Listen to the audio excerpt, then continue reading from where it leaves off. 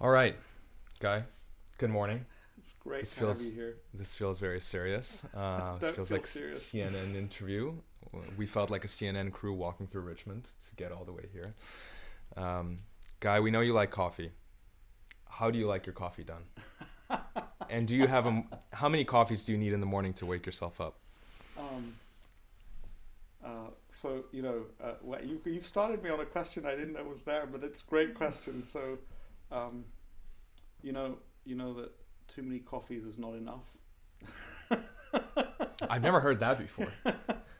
Or the other thing that's going to be on my holiday card this year is a quote that I love, which is, you know, everybody's got to believe in something. I believe I'm going to have another coffee.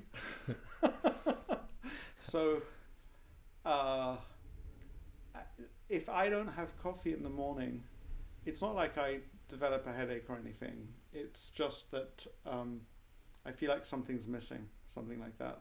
Now, what I really enjoy about, and you've now had the benefit of some espresso, is that apparently the espresso extraction method is leaves quite a bit of the caffeine behind and just takes the taste. So you actually have quite a bit, significantly lower caffeine content in the espresso extraction than if you do, for example, French press.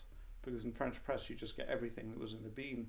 Whereas the steam, apparently, the way it goes through the coffee is really good at extracting the taste, but not extracting the caffeine. But I would tell you that I think that uh, 4 or 5 coffees a day, or 4 or 5 of those, something with those espresso shots in them, is relatively normal for me. But you know what I should really tell you is that uh, the reason why I like coffee is that I'm self medicating, Hmm. and that came so there's a kind of, I think that in my case it's there's nothing bad about it, but uh, uh, I have difficulty controlling my attention, and that is a now I think a well understood sort of way in which some people's brains function. And coffee helps me to focus my attention. That's the thing that it does. So it's a kind of a self medication. It's not actually the most ideal self medication or medication. So I've actually tried on some prescription. I've tried a little bit of Ritalin. I've tried something called Vyvanse, which actually does it way better without the caffeine. But I prefer to just have the coffees, so I don't take that medication. But I think that I started liking coffee because I realized that it gave me that focus, if you like. And um, if you take medication for ADHD, it gives you that focus without the adrenaline. And what coffee does is it raises your heart rate, and it has some other impacts on your body. But yeah, I could talk endlessly about coffee. But what I would tell you is that I don't know that much about coffee. I know enough about coffee to deliver tasty doses of coffee to myself, but there are people who know way more about coffee, way more. So, Talking about self-medication and coffee, actually up to 6 cups of coffee is shown to correlate with decreased levels of depression. But the exception is as long as you don't put in sugar. So, no sugar. yeah. And I would tell you that again, I don't know the chemistry of coffee, but the little that I know, the chemistry is really is you'd think it's just I don't know, you'd think it's relatively simple, but there's some really, I mean, at least to my understanding of it, complex things that are going on. So when the steam goes through the coffee, it's extracting all sorts of oils, and those oils give the coffee texture and flavor. And you know, the right coffee bean, the right extraction method will optimize that. And then the milk, when you steam milk well, there's a kind of an emulsification process. Don't ask me, but that creation of that microfoam again gives the milk texture, and if I understand it, it changes the chemical structure of the milk, and there's a sweetness that comes out of the milk. I mean, this is my wife made this coffee for me. I think it's really well steamed milk, and so you don't need sweetener because this tastes pretty sweet as it is. So I don't know if coffee prevents me from being depressed. I'd be fine with that. I would It's just worth tell it. you. I mean,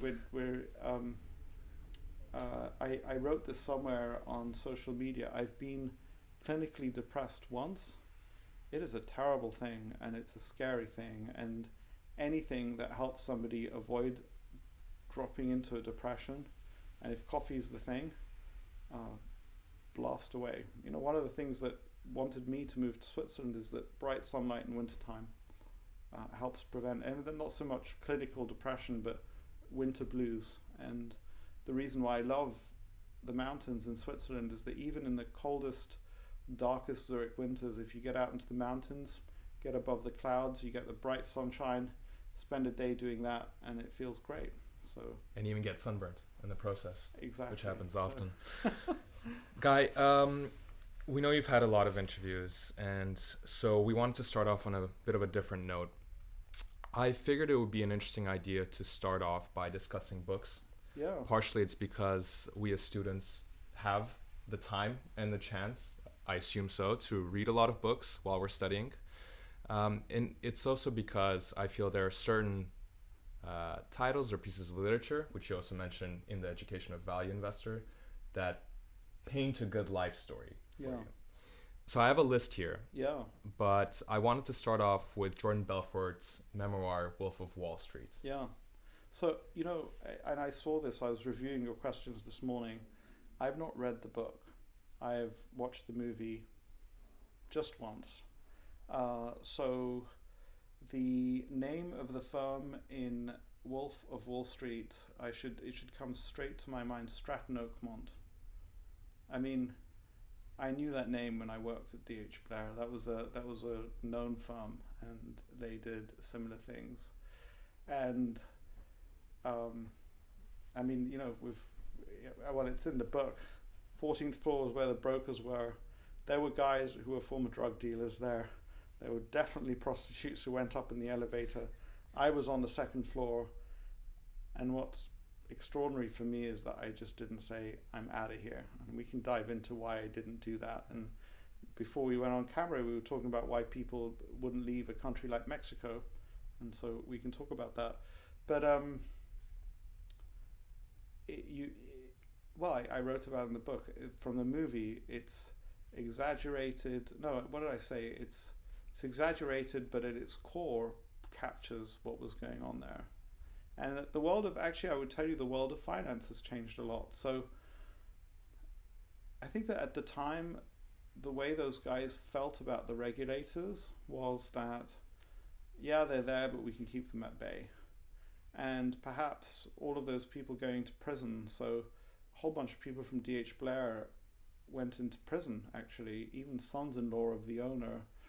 That was the beginning of the SAC, and at the time it was called the NASD, the National Association of Securities Dealers, saying, no, we're not going to allow this. We have to regulate you more strongly.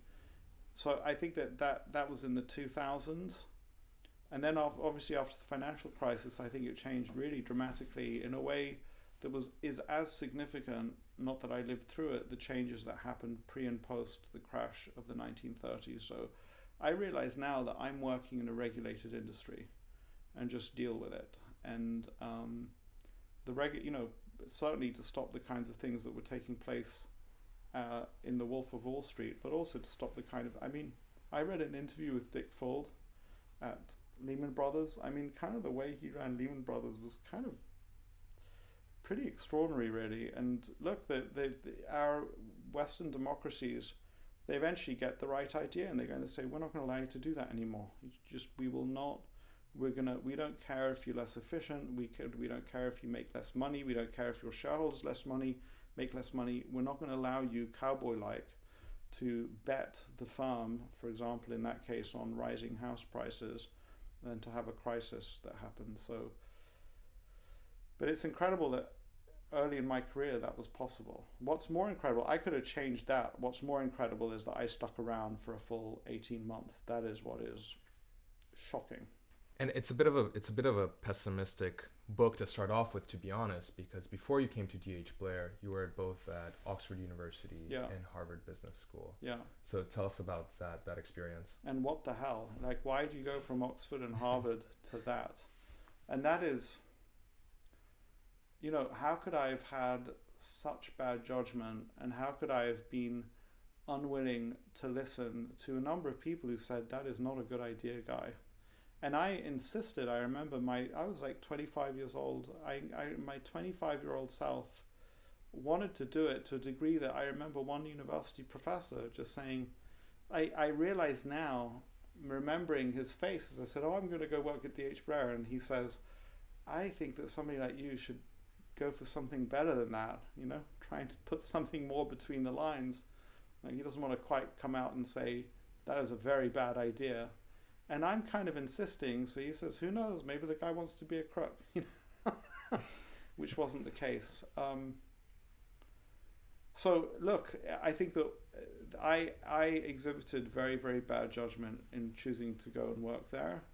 I had some reasons which were not good enough reasons, but just be aware that you could be the smartest guy on the planet, you can have the best education on the planet, but if you exhibit bad judgment, none of that's going to save you, and I think maybe if that professor that I don't remember his name, but he would have said, is this good judgment on your part to do this? Maybe that would have gone in somewhere. But I think that, funnily enough, we all rebel at some point from our parents, and I was somebody who hadn't really rebelled from his parents up to that point. I think that was a little bit of rebellion on my part, and in a certain way, we ought to rebel in safe ways. God smiled on me because, well, first of all, I wasn't involved, and I was kept far enough away from it that I didn't see it. But imagine that I'd allowed greed and I'd allowed some sense of lack of moral judgment to get myself more involved in some of the activities of the brokerage firm on the 14th floor, and suddenly I have a criminal record because I went too far. I mean, that's kind of scary. And I think that, I've been watching a lot of Jordan Peterson videos, a really, really amazing guy. And he says that we all have a monster inside of us. And if we don't recognize that and tame that monster and use that monster when we have to, then we're not really full personalities, and we don't really know, we're not yet fit for the world. And I think that, so in a certain way, if you look at the early part of my book and you look at, there's a greed monster in there. Better acknowledge that. Better know that it's there. Better know, have a dialogue with that greed monster, rather than to walk around pretending that greed monster doesn't exist.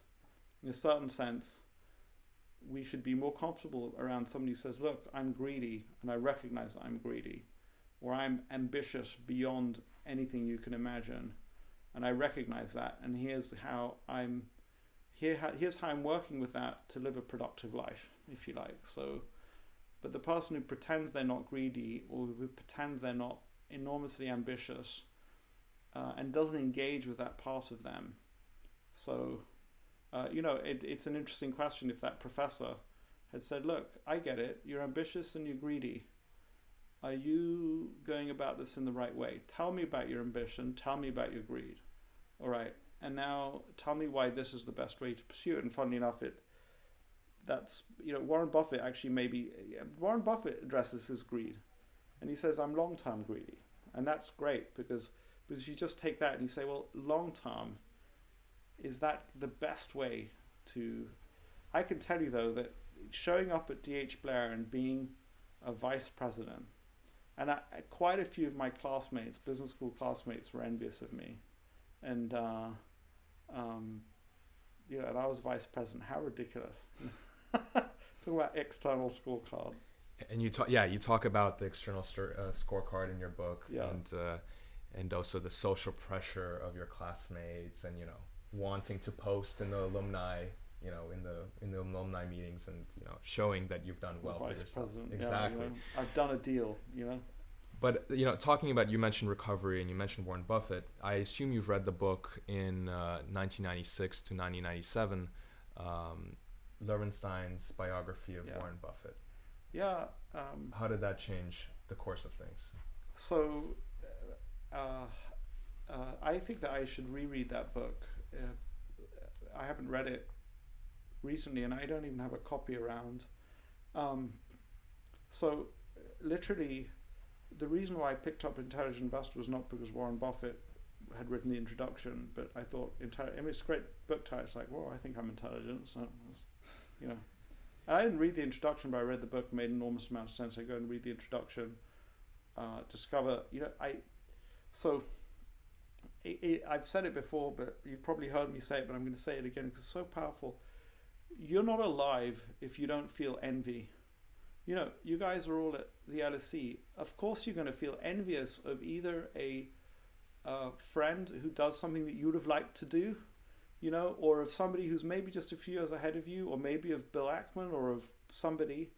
That is useful information. You know, it's like, listen to that, because that is, the envy is coming from somewhere, and we can use that, you know, use that for the positive. So by some miracle, I was able to use the envy that I felt for Warren Buffett. And what was the envy that I felt? I sort of sitting there, I'm under pressure to bring deals in, you know, because that's snake pit. But and I have to sell a nasty place, effectively. I have to find these people who want to raise money for their companies, and I have to sell D.H. Blair as a source of funding. You know, I'm like, what a nasty environment. What a nasty job, really, because I'm only getting the dregs anyway, and then I have to convince the dregs to deal with the dregs, you know, and it's like, this is my life.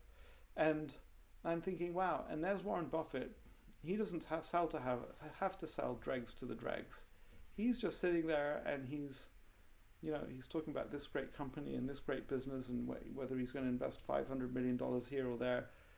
I'm envious of that. I wish I was in his shoes. So envy is an amazing emotion. You should be grateful when you feel the emotion of envy. Worth adding, because I still struggle with this, and anger, and I'm going slightly off topic for a second. When you feel anger, also very powerful, and powerful, it's a very valuable emotion. Anger says, my boundaries have been violated. And then, you know, the saying from somebody is that getting angry is easy, but getting angry with the right person in the right place in the right way. So to take that anger and say, okay, I'm feeling anger towards this person, this organization, usually it's a person. Now, so my boundaries have been violated. What boundary has been violated? How do I reset this? And I think that there's always you either want to cut the person out of your life. You know, there's one reaction, which is an overreaction. The other reaction is, oh, it's nothing. You know, now you're not giving them feedback and getting that middle ground. But so the envy drove me to read Lowenstein's biography. And I don't know how often it happens to you. There are some books that I read and they're interesting. There's some books that I read where I feel like I ought to read them, so I'm going to sort of stick with it. And then there are some books that you just like swallow whole. It just goes in. And that's what I felt about the Lowenstein biography. It just sort of like, I just soaked it up. And it was kind of, you know, Warren Buffett was living inside my head. And at the same time, I was getting a hold of the annual reports of, you know, Cap Cities, ABC, Geico, and I was reading those and understanding, you know, just remember, and I've said this before, but it's still, I had business plan after business plan with no audit statement, with not real accounts, just hockey stick projections. I mean, such garbage, you know. And then I open up Coca-Cola, you know, and it's like $18 billion of revenues, and I don't know, $10 billion of operating income, and $8 billion of pre-tax earnings. I'm like, oh my gosh, and it's year after year after year. Those numbers aren't exactly right, but that's the way it felt to me. And I just said, I like this. How do I do this? And like, you know, so, but yeah, the Lowenstein book, actually, I need to reread it because I think it's probably the best biography of Buffett, although it doesn't have the later years. So, but yeah, fantastic book and fun book to read. But look, so another hero, he should be everybody's hero really, is, and I haven't read enough about him, but Abraham Lincoln. And it's so funny because Donald Trump says, I'm the best president since Abraham Lincoln. You know, if I was in debate against Donald Trump, the line I would want to use, I'd say, Donald Trump, you are no Abraham Lincoln. But Abraham Lincoln was an incredible guy, just an incredible guy. And Abraham Lincoln understood failure. In fact, he felt like a failure for large parts of his life. And he understood being bested.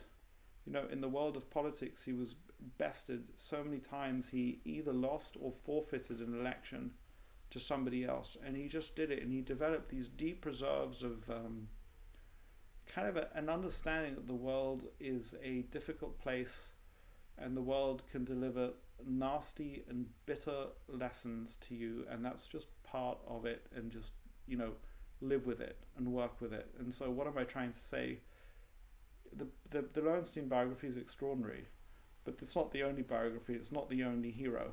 And you know, the funny thing is that I admire Warren Buffett and all of those things.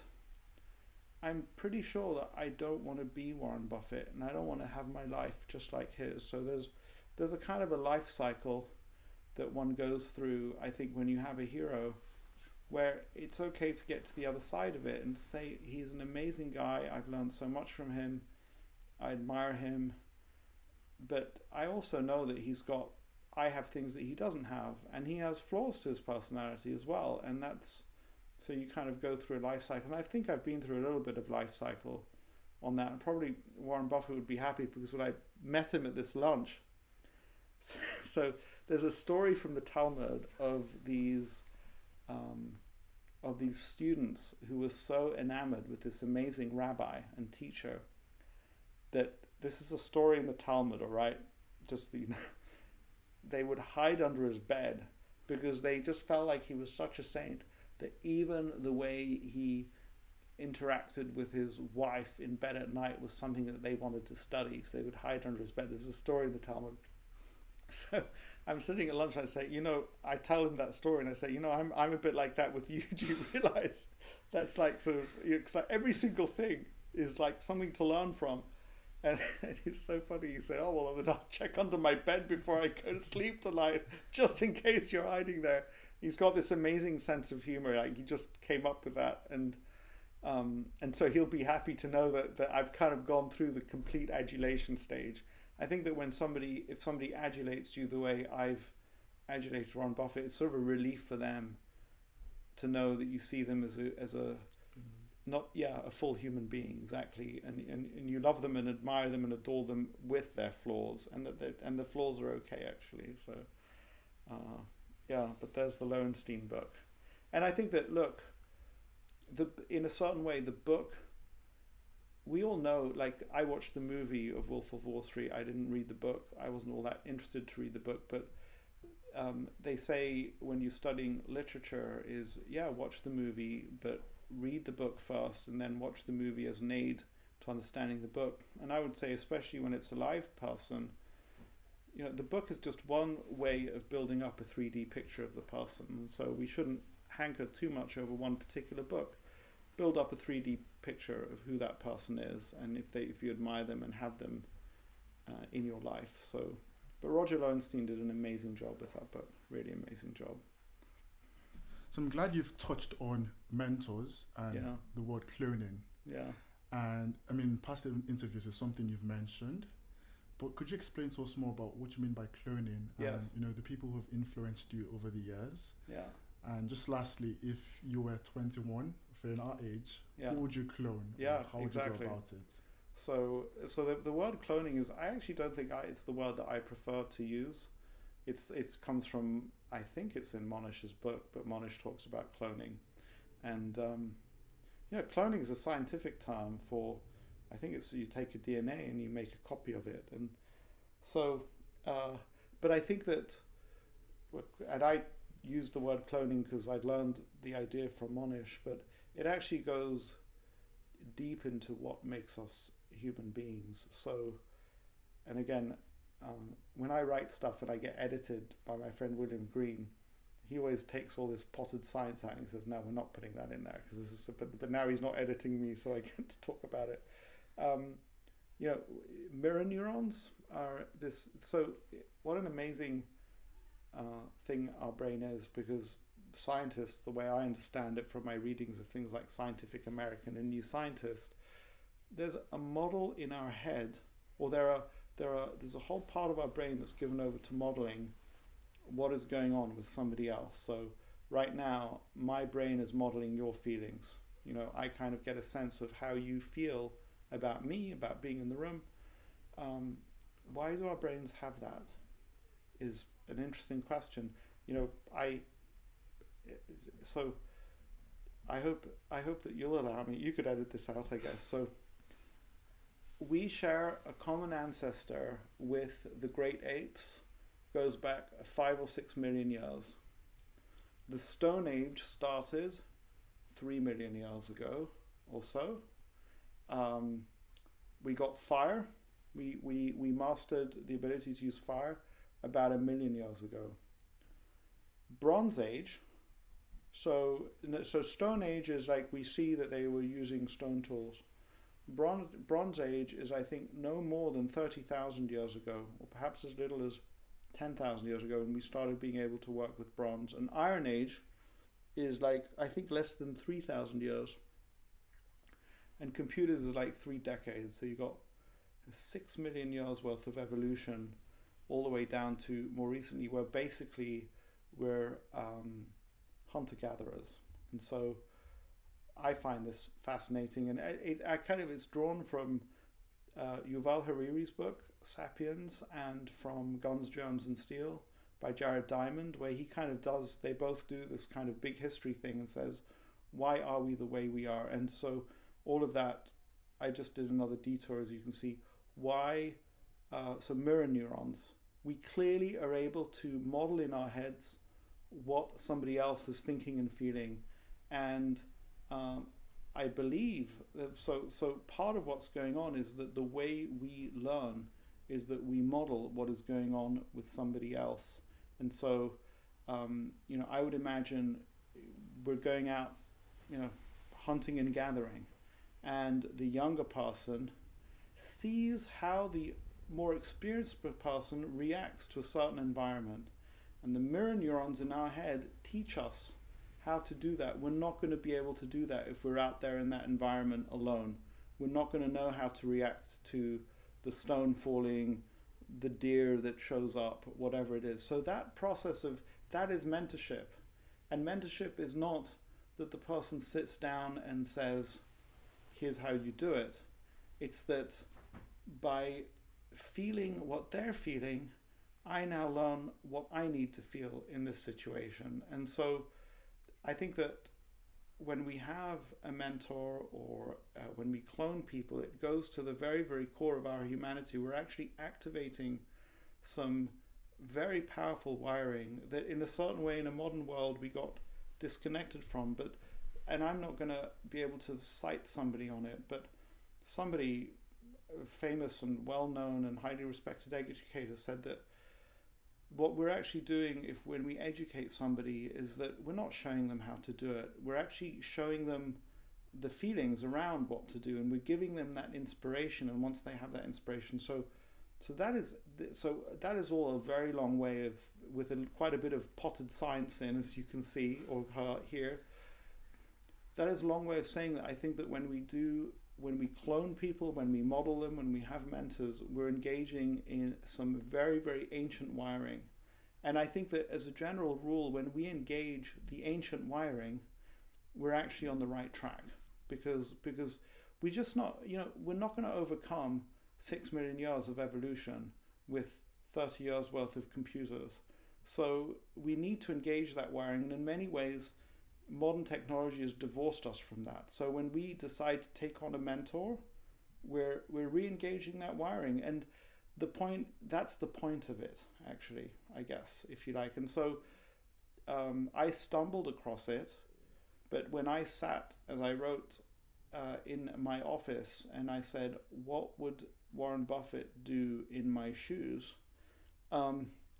I was actually engaging that same wiring. I was engaging mirror neurons, and to some degree, I can say I'm lucky because I could have him as my mentor, even though I had never met him. But I guess my point to here in this room is we don't have to have met the person, and they don't have to tell us what to do. We can just know enough about them to say, what would they do in my shoes? And we may not get it right, but so I think there's a second part to the question, which is who to model. Yeah. So we one place to look is so the first thing that I think is utterly critical if it's going to work is the person has to activate emotions inside you. So I don't think I can say it often enough for myself to remember this. Emotions are guideposts. They're not just this thing out there that we just like sort of pay attention to when we have to deal with the women in our lives or something like that, or let's just say because we don't want to significant other. Yeah, that kind of takes all sorts of things into account. Exactly. They are signposts to action. So I would say but this, by the way, goes, does this person activate my emotions? Because Warren Buffett, for some reason, activated my emotions, but for somebody else, it would have been a different individual. So who knows exactly what it is that activates that, but we have to trust that sense. And then I guess what's really important is, what values does this person represent? Are they living a life that I would like to live? Because I think that I could imagine, actually, funnily enough, if we take the guy that I worked for at D.H. Blair, the head of the Jordan Belfort Wolf of Wall Street firm that I worked at, I had a certain amount of envy for him. He was a successful guy. He was reputed to be worth at the time $500 million, which seemed to me to be like an enormous amount of money. And he ran a business, and he was successful, and he had a big family. And so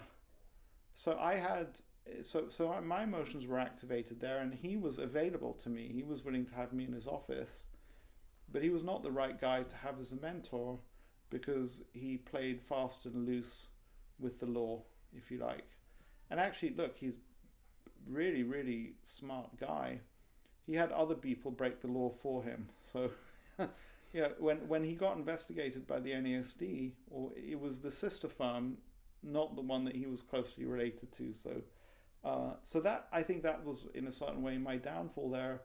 So you want to get maybe if you're not sure, get some guidance from other people and people that you trust. Like, is this a guy? Should I?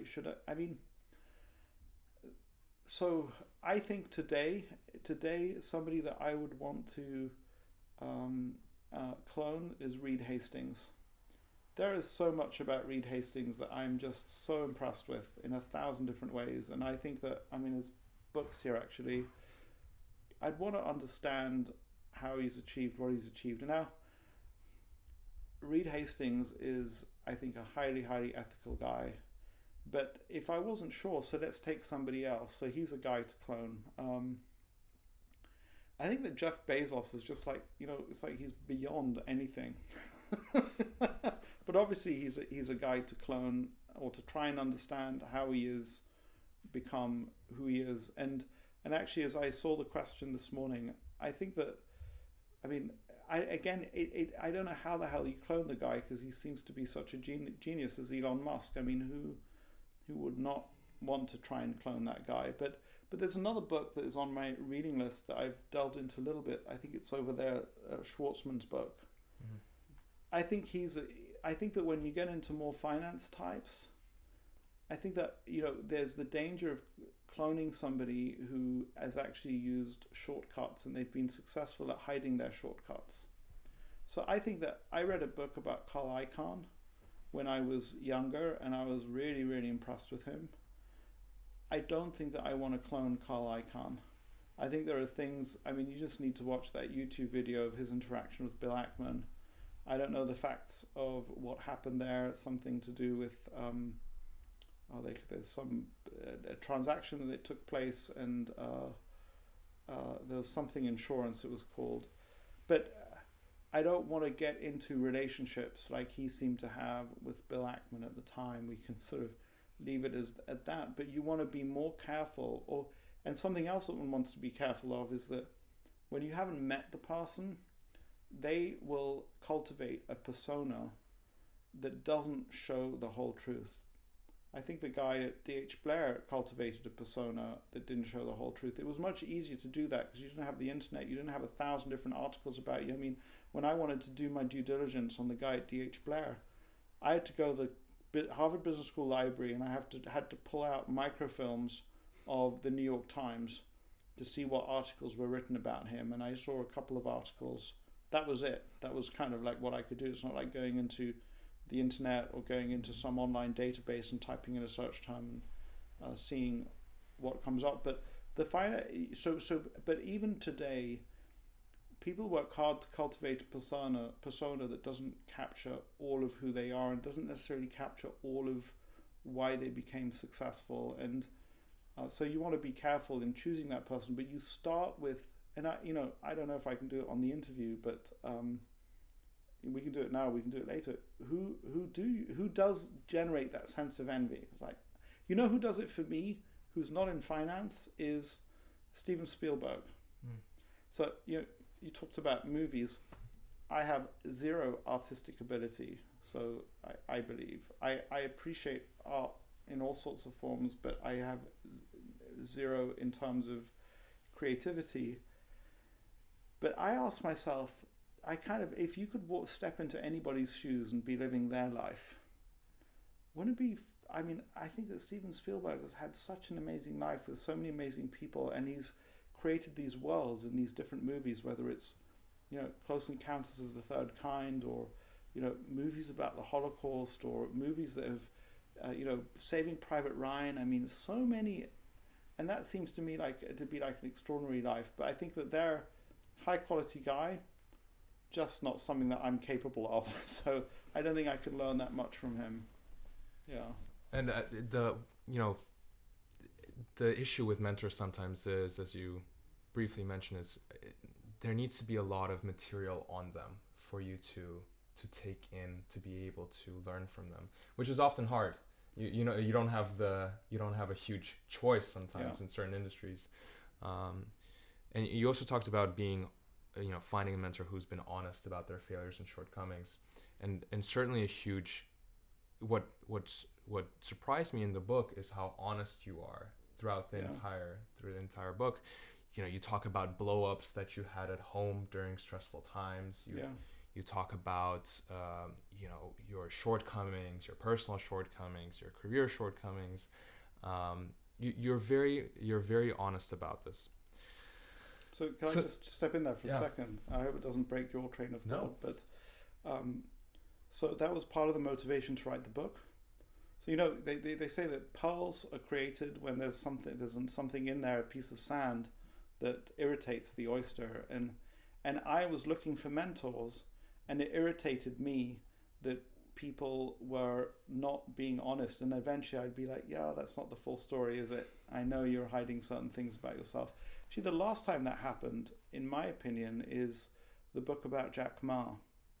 And, I probably get the Chinese Secret Service onto me or something, but I'm sorry, Jack. That is not even half the story. And, you don't even give a clue. And just the story of how Ant Financial got out of the hands of Yahoo.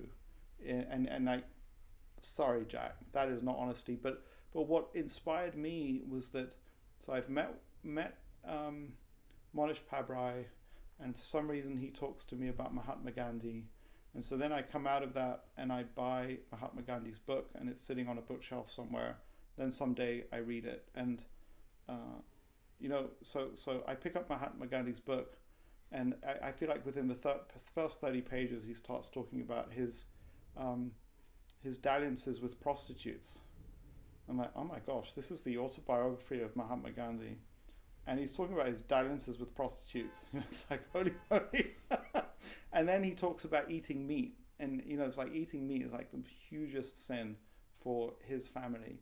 But that was an inspiration for me So I said, if he can be that honest, and I have to say that reading the book about Nelson Mandela, My Long Road to Freedom, and I hope that members of his family won't be upset with my saying this, he did not achieve the same level of honesty with the reader as Mahatma Gandhi did.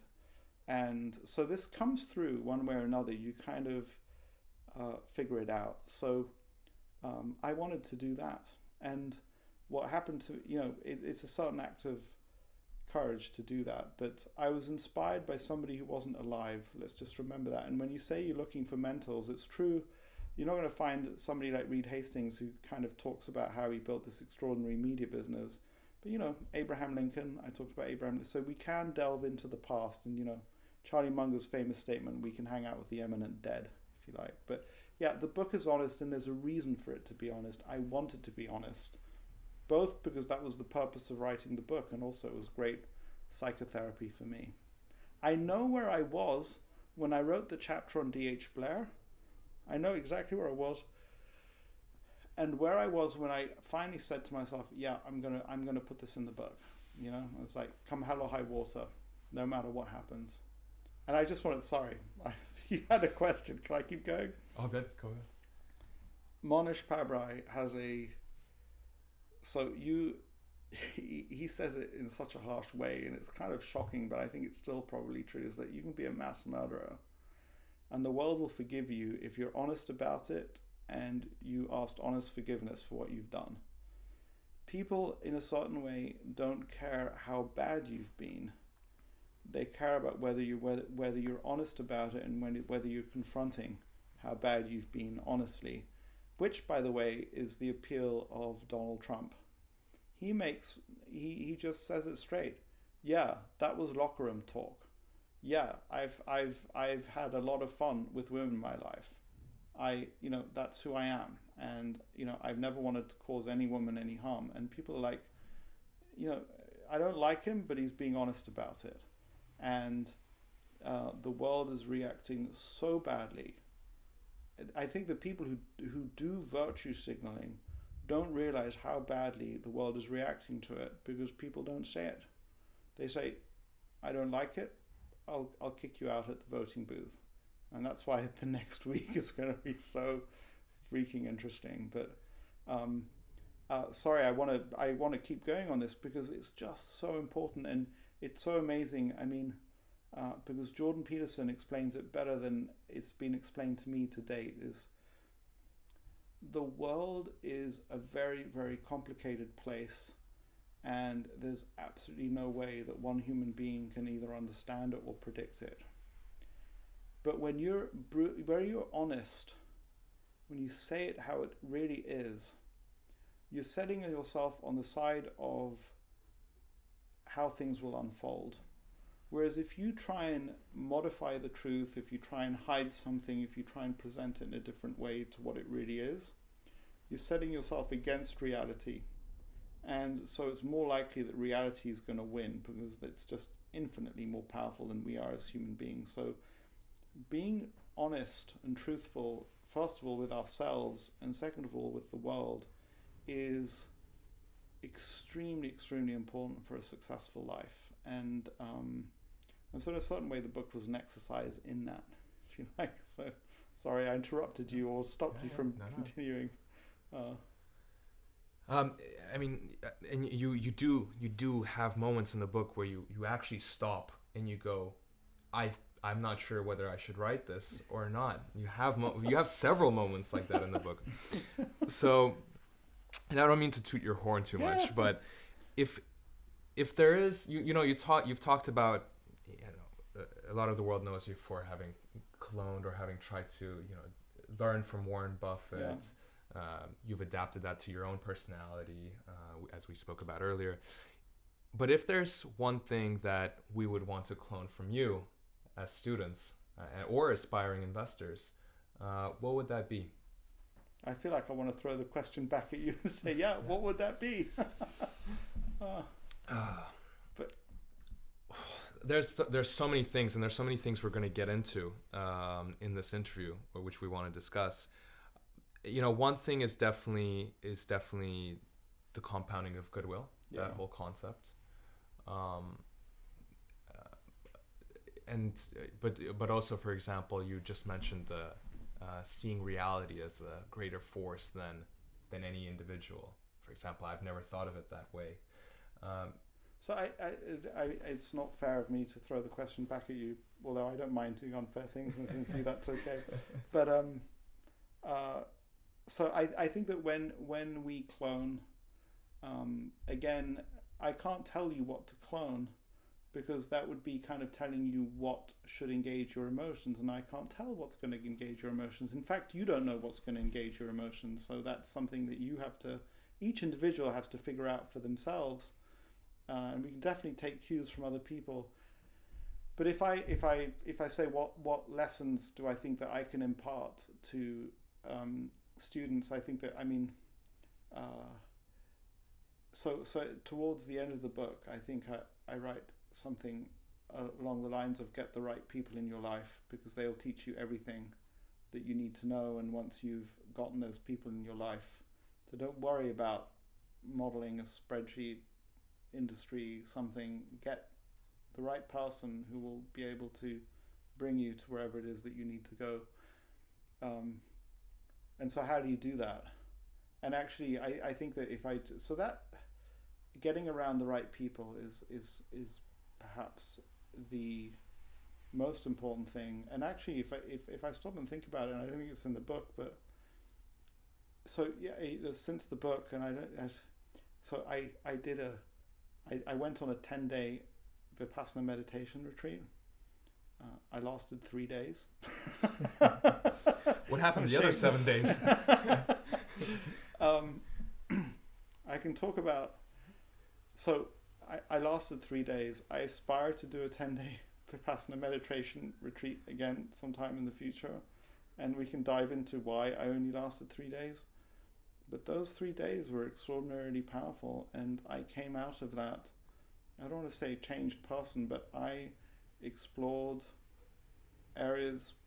mental areas that I don't think I would have been able to get to if I had not gone and done that. And I just to give a very short indication, I mean, we all have, now you can get all these meditation apps on the phone. After having done that retreat, any guided meditation with some idiotic voice telling me what to do, open my eyes, close my eyes, no.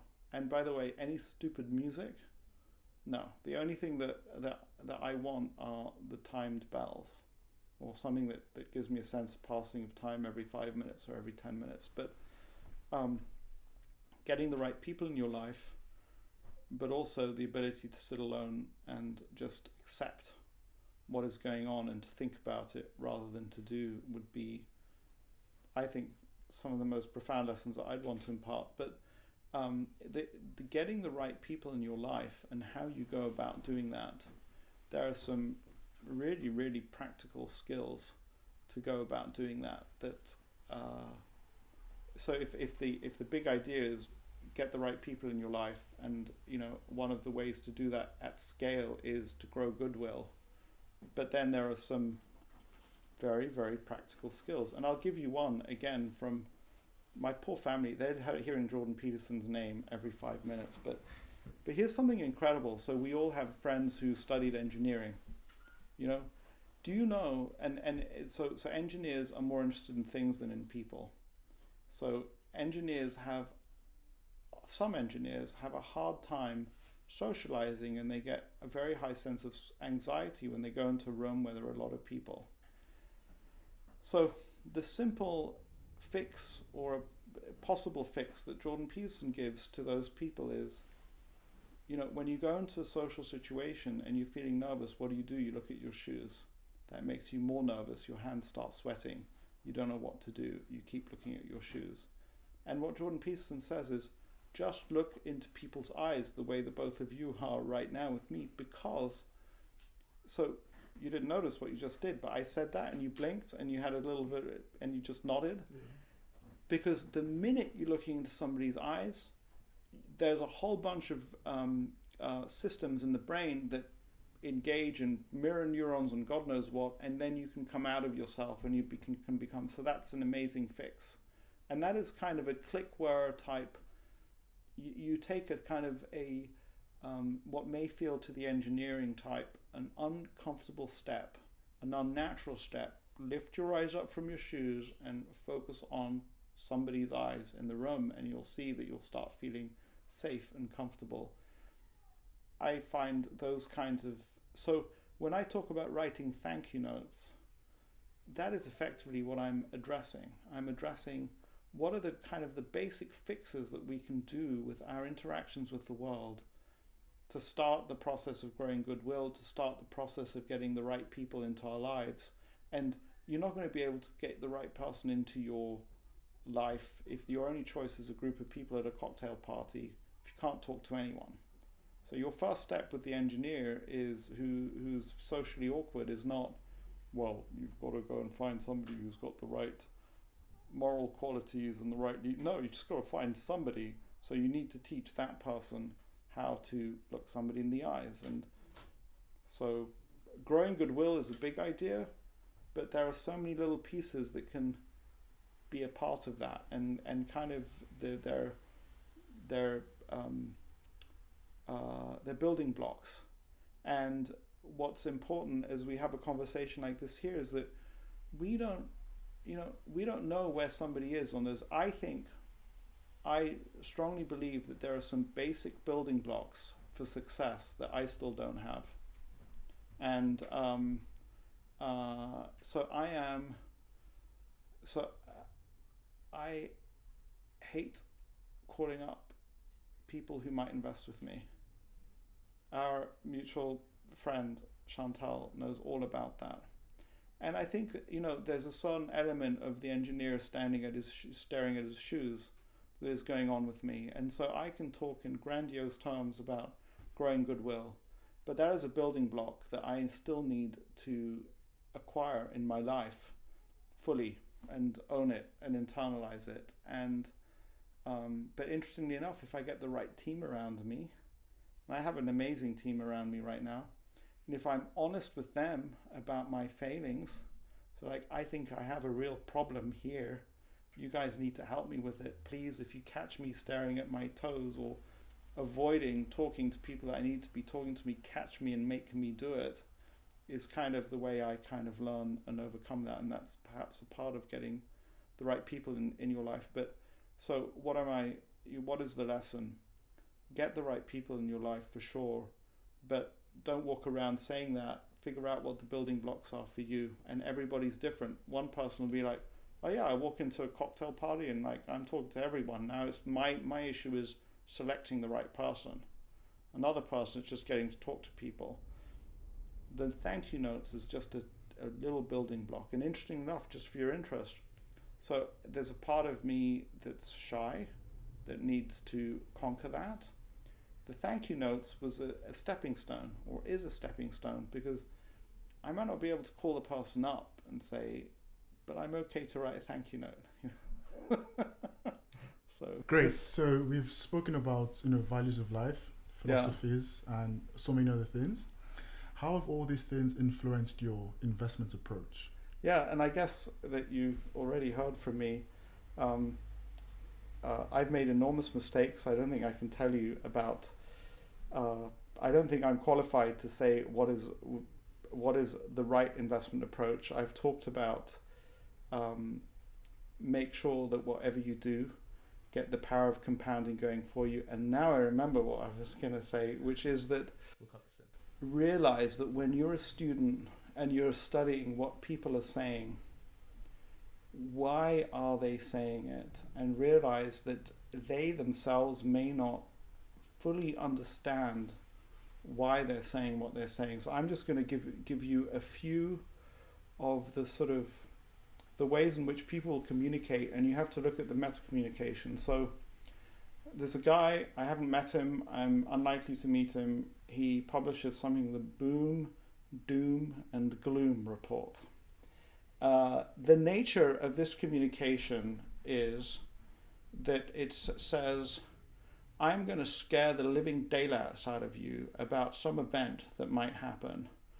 And that scaredness is going to grab you, it's going to grab you by the routines and circuits in our brains that are designed to pay attention to something that is going to be scary. So that's going to get your eyeballs or get your attention on me. Then I'm going to pivot from scaring the hell out of you to telling you what you need to do in order to protect yourself. That is a common theme in investment newsletters primarily, but also some investors raise money that way, and it's a routine, if you like. And I think that I saved myself an awful lot of brain cells and an awful lot of grief when I was able to identify that early, because once you've identified that that's what is going on, I can switch it off. And there, I mentioned the boom, doom, and gloom report, and at least in that, the guy who writes it, who's based in Hong Kong, is in a certain way being honest with the reader. He's saying, this is the boom, doom, and gloom report. And so, come here for boom, doom, and gloom. That's what you're getting. And inevitably, what he says is buy gold. So he's what is called a gold bug. The world is going to hell in a hard basket. Everything's going to fall apart, and the only thing that's going to work is gold. Buy gold. So the minute you know that, the minute I know that, I can. But there are some investors who do that as well, and so that's a whole class of communication that one can say, do I want to expose myself to? Here's another. I'll just give you a couple more. There's the macro analysis. I'm going to write. So the way the macro analysis goes is, I'm going to write so eloquently, because I've been trained to do it, about the macroeconomy, that you're going to get the feeling that I actually know what's going to happen next. And you're going to read these paragraphs of make you feel like I have got incredible insight, and therefore, because I've got incredible insight, you're going to invest with me, or you're going to follow my recommendations. And so that is an art form. It's incredible to see when people do it well. But the brutal, harsh reality is nobody knows what's going to happen next. As Howard Marks said, nobody knows. But that kind of writing draws people in. And in investment banks, the people who are super good at writing that way, they're called investment strategists, or they're called macro analysts. And so there's a game going on. The game is they pretend to the people who want to hear that kind of stuff that they know what's going to happen next. The reality is that they're salespeople for the firm, because the unwritten understanding is, I'm going to make you feel like I know what's going to happen next, and therefore you're going to come and do your trades with us, or you're going to come and invest your money with us, or you're going to come and engage with us. So we've got boom, doom, and gloom. Chicken Little, sky's falling on our head. You need to listen to me, I will save you. Then there's the macro analysis guy.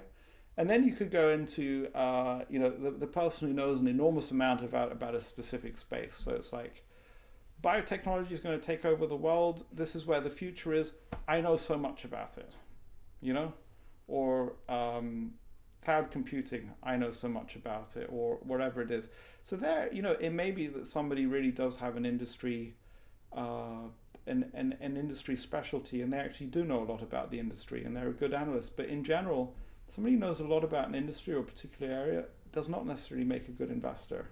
So all of that, you're graduating from LSE, you're going into the world, you're going to be swimming in that soup, and I think that you need to know, or you need to start developing a sense of what is it that is in front of me, what is unwritten, what is not said about this piece of communication. There's actually in the world that we are in with YouTube and Instagram, what have you, we lack context, and actually the context is everything. And we can see how badly we can be manipulated in politics when they take clips that are out of context, but that's going on in the investment world as well. So we need to see that and understand that. The newsletter doesn't land in your inbox saying, hey, just so that you know, my business model is that I send this out to 3 million people. Out of the 3 million people, 500,000 get so scared that they're dialing the phones all day long, and I got people on the other side of the phone that take the people who are scared enough and have enough money, and I open up accounts on them. That is not said. You just see the email in your inbox. So, and the people who are really just working to compound money, they have figured that out. So I'll give, I just need to stop and make sure that they won't be upset that I say these names, but we've all heard of Li Lu. Li Lu runs money for Charlie Munger. He's not out talking to anyone, he's not giving interviews the way I am. So there's one. I'll give another name, Josh Tarasov. You should try and interview Josh Tarasov, but he probably is going to say no, because he's just said, no, that interferes with my thinking. I don't want to do it. There's another guy called Arvind Navratnam. He teaches a class at, I believe, Boston College and Harvard Business School, that again is not out there talking. He's not out there saying stuff to the world. And so that's important to realize. So if you plan on compounding, the difficulty is that the people who are quietly compounding, we can't learn from them. That was I just want to find them. Okay, so that's fine. So we have to learn from the people who are communicative. But what bias do they have, and what bias or what is contextual to the communication I'm receiving that I need to take in order to get the full picture? And I would tell you that I wrote a book. Was the book a net positive for my investment performance? It's not clear to me. I can't unequivocally say yes, and I can't unequivocally say no. Why did I write the book? I wrote the book for a number of reasons, but at least a part of it was to feed the part of me that's narcissistic. So there's all sorts of biases to communication which relate to, I want to build my business, and if I tell you the full story about what I'm doing, you're not going to send me your money, so I'm not going to tell you the full story. And I've given you some of those examples. And then there's just personal biases.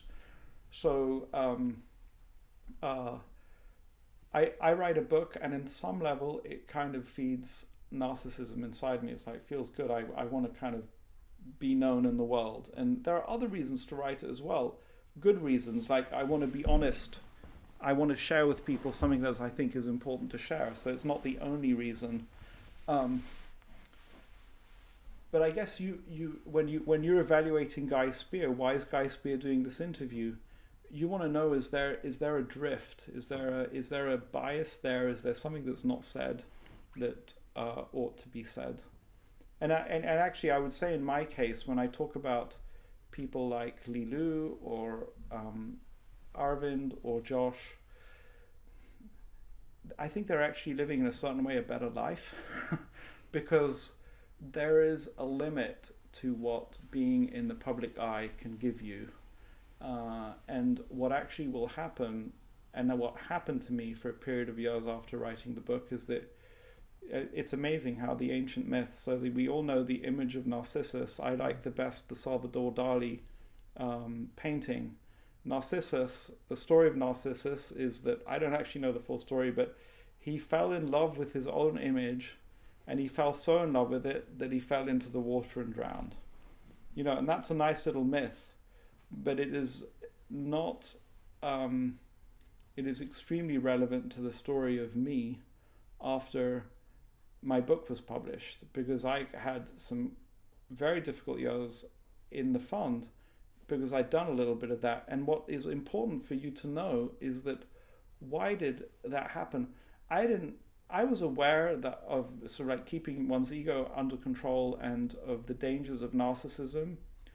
But I wanted the book to succeed, and that is an understandable, and it's totally fine to want a book to succeed. It's totally fine to want to promote your book. Of course you want to promote your book.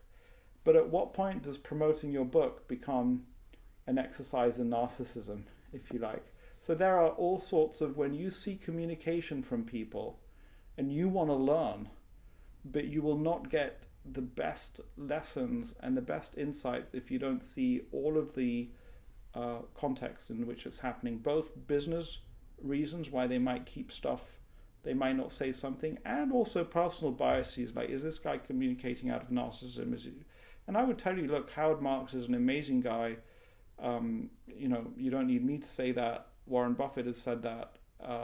My friend William Green, who's publishing a book, has said that. But also, he does not take investment decisions on a daily basis. The oak tree is now being acquired by Brookfield Asset Management.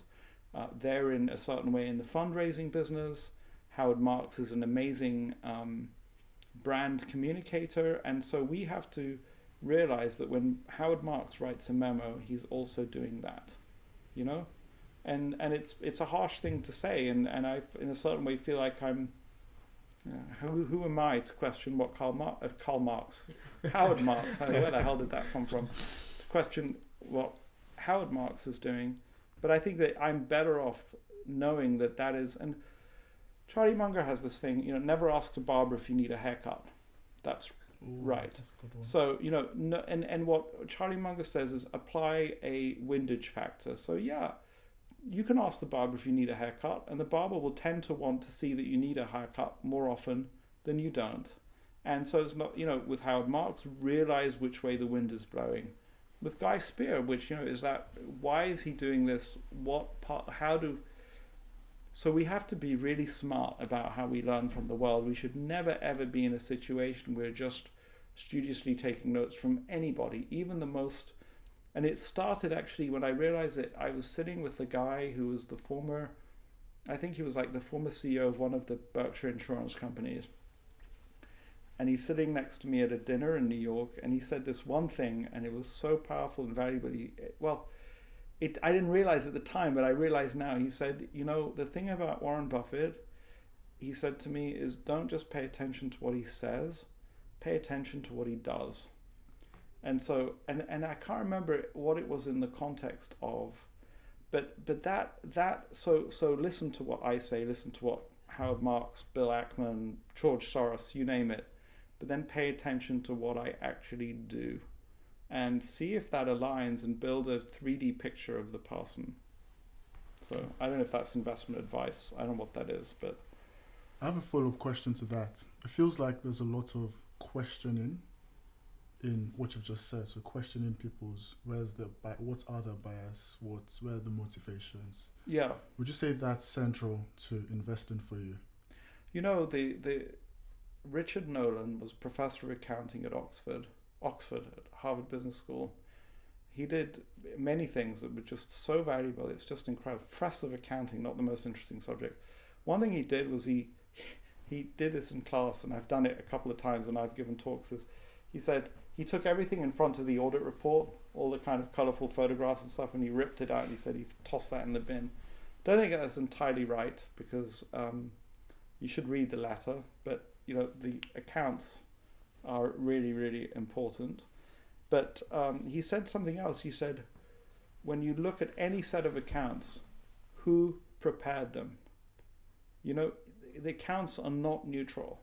Who prepared the accounts? What are they trying to communicate to what audience? What slant are they trying to give it? There is a slant. Try and identify the slant. And the accounts of publicly traded companies are not neutral. You have I'll tell you. So I am a client of Salesforce, and it's very painful for me to see that the company's done way more than a 10x, and I was aware of this cloud business model 10 years ago, and I didn't invest. But I went through the 13F filing, the proxy statement, not so long ago, and you can see very clearly that there is a fight going on between Mark Benioff and his board. So Mark Benioff, on the one hand, is a billionaire, but he's getting paid a salary of tens of millions of dollars a year. And the board are saying, or at least some members of the board, and certainly some institutional investors are saying, this is egregious. And you can see how the way the numbers are presented is a result of that kind of to and fro. So I guess I'm just making the same point now with respect to company accounts, but look, it goes, yeah, I mean, it goes to, if you're going to read, and I brought his name up, if you're going to try and read and understand Karl Marx, understand his biases, understand him in the context of the world in which he lived, in terms of his relationships, what was it, and what bits are missing from the communication. But in terms of just going back to your original question, investment approach,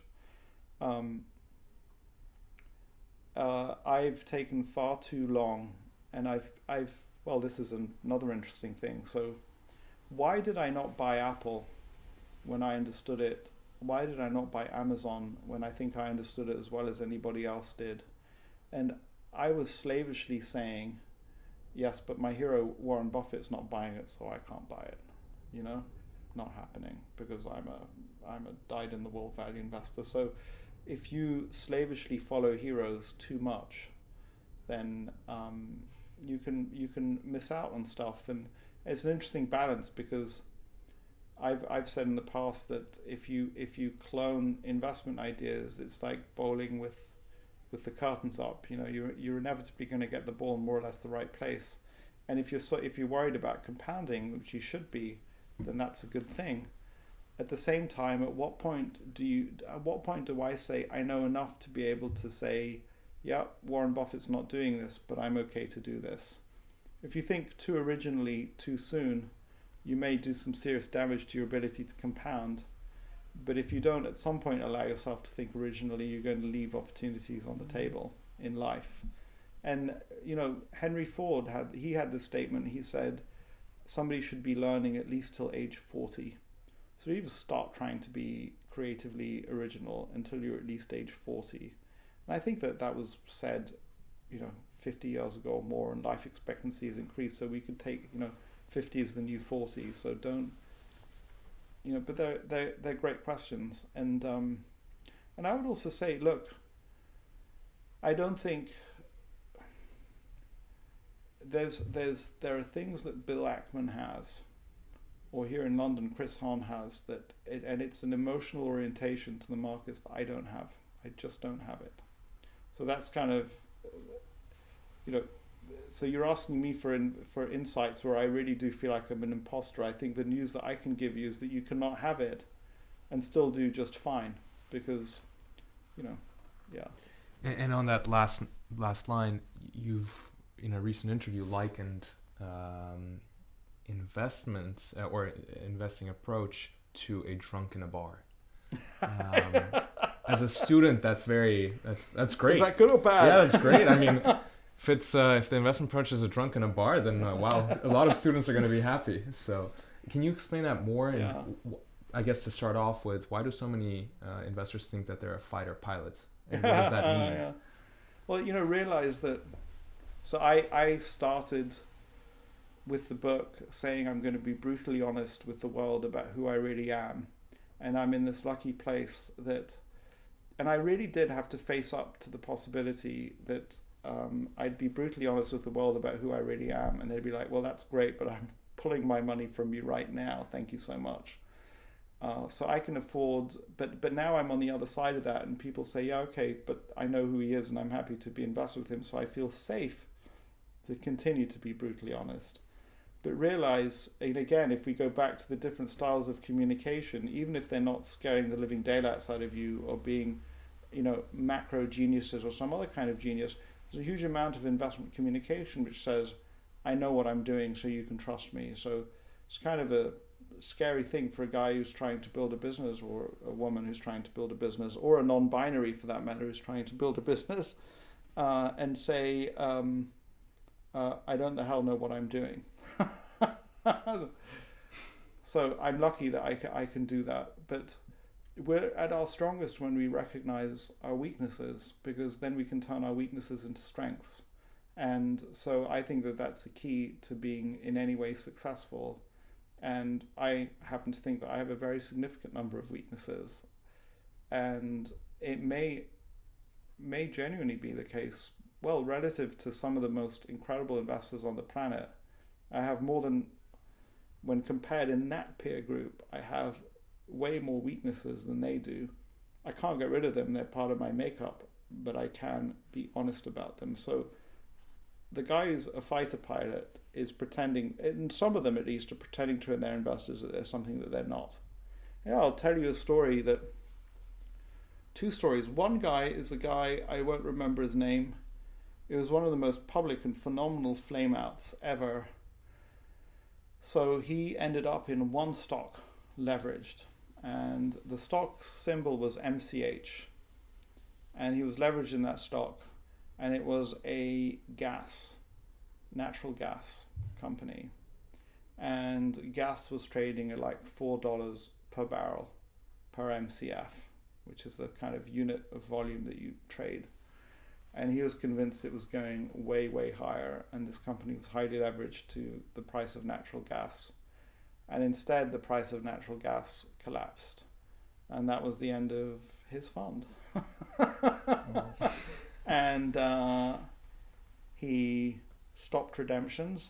So he had the clause in his investment contract that allowed him to stop redemptions. And the last I heard, he's managing a bar in somewhere in the United States, and has the rump of the fund still going. So, but there was a reason why I was telling you that, and again, I've lost my train of thought. So, remind me what the question was. Fighter pilot.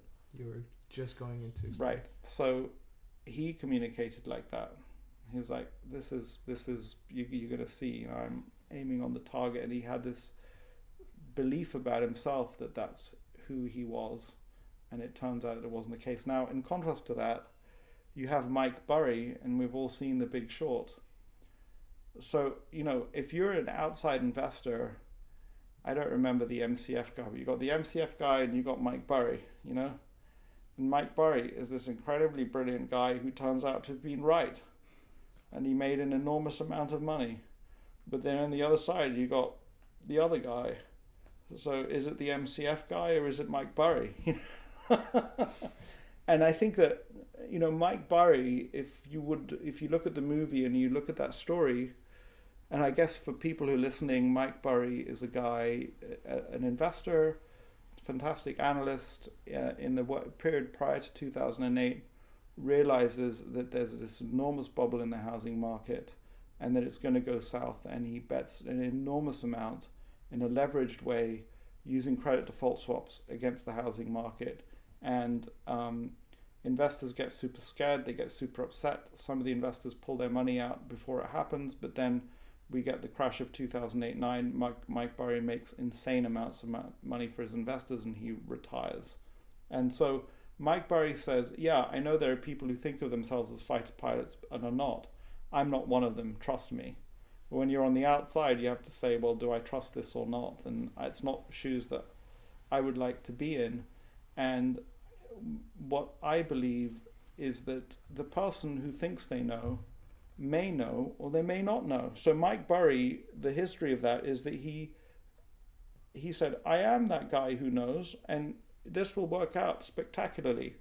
The guy who did MCF also thought he was that guy. And so how do you know? So Mike Burry would say, yeah, but I knew I wasn't that guy. But the guy who blew up also thought he wasn't that guy. So you know, now I want to try and pretend to myself in some situation I'm the fighter pilot, you know, and then, you know, how do I know that I'm actually Mike Burry, or maybe and I think that there's a far better thing to do, which is just assume you're not the fighter pilot, even if you may well be the fighter pilot, because you just don't know. And all of this, what I'm kind of getting at and talking around is this well-known experiment that I can't reference the name, but they take a room of, I don't know, 50, 100 people, and they have them all flip coins. So, you know, they're unbiased coins, and so you have a room of 100 people. Everybody flips the coin, you know, comes out heads for half, tails for half. The people who get tails are out of the game. Now you have 50 people, they all flip a coin. You got 25, 12, down to 1. And then they interview that person. And they genuinely believe that there was something special about them. I think this might be in Nassim Taleb's book, Fooled by Randomness. Fooled by Randomness is literally being fooled by randomness. Mike Burry, how do you know that there it's clearly 50-50 chance. But the guy who, and they repeat this experiment multiple times. So how do I know? All of that is a very long and laborious way of saying, assume I'm a drunk in a bar. That's not saying I am a drunk in a bar, but I'll give you another story of, damn it, why am I not remembering the name of the fund? This had a Nobel Prize winning economist, and they were based in Connecticut. They had enormous amount of money. Anyway, they were convinced they were geniuses. And in 999 times out of 1,000, they would have been proven right.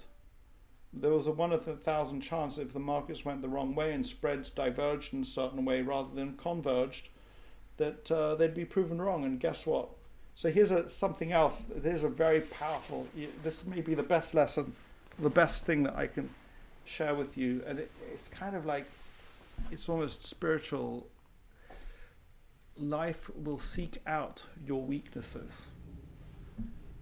The world will find, and the more successful you are, the more likely it is to happen. Expect your weaknesses to be uncovered by life. If you have an aversion to a certain kind of risk, that risk will find you. If you have a predilection for narcissism or a predilection for a certain kind of CEO of a company, or that risk, that weakness will find you. So sooner or later, if we plan on being successful, we're going to have to confront and conquer our worst weaknesses, because our strengths will help us to be successful. So those strengths will continue to work for us. But sooner or later, as our strengths allow us to be successful, the weakness will become more and more prominent until eventually that's the thing that's going to take you out, if you like. And that's what happened. That's what, in a certain way, happened with this MCF guy. It's what happened with the fund that I wish I remember the name of. And so why not start with that up front and say, I'm going to focus. I'm going to become super aware of my weaknesses today. That's the point of the drunks and bars. And my point there is, we know that the human brain, it turns out that one of the best ways of thinking about the brain is that it's like all these different personalities knocking around, So you got the reptilian brain. That's easy for me to describe. The reptilian brain is like, it's less intelligent than a dog. It just goes, do I fight, flight? Do I fight this thing? Do I run away from it, or do I just freeze and do nothing? And significant others. We've all been in fights with significant others where that reptilian personality takes over. And you either want to slam the door on the person, or you want to shout in their face, or you're just going to I'm going to ignore her. This is flight, fright, freeze. So you got that personality. You got various other personalities. You got the hunter personality, that just seeks out. Whitney Tilson says, I want to wait until I'm trembling with greed. So the drunks and bars kind of says, I'm actually a collection of these very strange personalities knocking around in my head, and I think that I'm in control, but I'm actually not in control. And we have plenty of evidence that shows that in so many circumstances we're not in control. The minute you go and say, well, actually I'm a bit like a drunk in a bar, now we're going to set up the bar in a way that's going to help me out. So structure your life in such a way that, in spite of all of those flaws, all of those different personalities knocking around, we're more or less going to get to the right result. So if I was a drunk in a bar, and obviously we know that getting too drunk is bad. In fact, let's just argue for this purpose of this conversation, being drunk is a terrible outcome. And I'm an alcoholic in a bar, might be I'm going to go to my bar designers. I'm going to say, listen, all the alcohol, we're going to have it under lock and key, and it's going to be completely out of reach. And by the way, because I'm an alcoholic and I know that it's good to drink water, you're going to put a bunch of vodka bottles, but you're going to just fill them with water. It's going to say vodka on it, and I'm going to be drinking water all day long. I'm going to structure my environment in such a way that, so I'll give you an example of that. So I'm very lucky to have an amazing relationship with my father. He's a very significant investor of mine. And my wife noticed that when I talk to him, when markets are stressed and I talk to him, my stress levels go down. That's the equivalent. So it's like, if I'm stressed, call him up and talk to him. He's an amazing companion to have. So, that's kind of like the bottle of, looks like vodka, but it isn't. And that's good for me. Set yourself up. James Clear, actually fantastic book. Even though I didn't enjoy it as much as I ought to the first time, Atomic Habits, he actually has, all you need to do if you want to eat less hobnobs is just put them slightly out of reach. And that seconds of, do it so that you just have to climb onto a chair. Or, lay out your sports clothes. Some people, the way they do it is they go to sleep in their sports clothes. So they put on their sports clothes because that extra friction this is all relevant to investing in 1,000 different ways. Where something is not healthy or unlikely to, or has a higher probability of leading to a bad investment result, just put it a little further out of reach and take the things that are going to give a better investment result and pull them in. That's the point about the drunks and bars. And actually, once one wakes up to that, it's like it's not just for investing, it's for life in a certain way. It's for staying fit, staying healthy, having good relationships. And again, it all goes back to Jordan Peterson. Was that why you stopped using Bloomberg Terminal? Putting it out of reach. So I just wrote an essay that I'm super pleased about. Yes, it was, but and what I wrote this essay about is that we all have, I think, but I'll talk about me, a love-hate relationship with the internet, not just Bloomberg, because how do you deal with this funnel of information? And you can't be effective in investment research without using the internet. I mean, that's where you're going to go. That's your first source of information. So it's at once this amazing knowledge gathering machine and at the same time a source of distraction from the boom doom gloom report, from 1,000 different other things. And my first attempt was actually not the right answer, but it was at least an attempt, which was switch the Bloomberg monitor off, put the Bloomberg on a standing desk, have a library with no computers in it.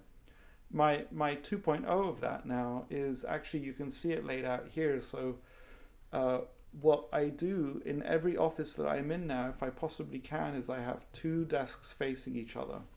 On the one side, there's the computer screen, but I can go to the other side where there's nothing and I can do non-computer related work. And so I think that it's not about having the Bloomberg monitor or not, or even about having it switched on or not, but having routines that allow me to, so that was too granular. It was not granular enough. It wasn't down into the micro. It was too macro.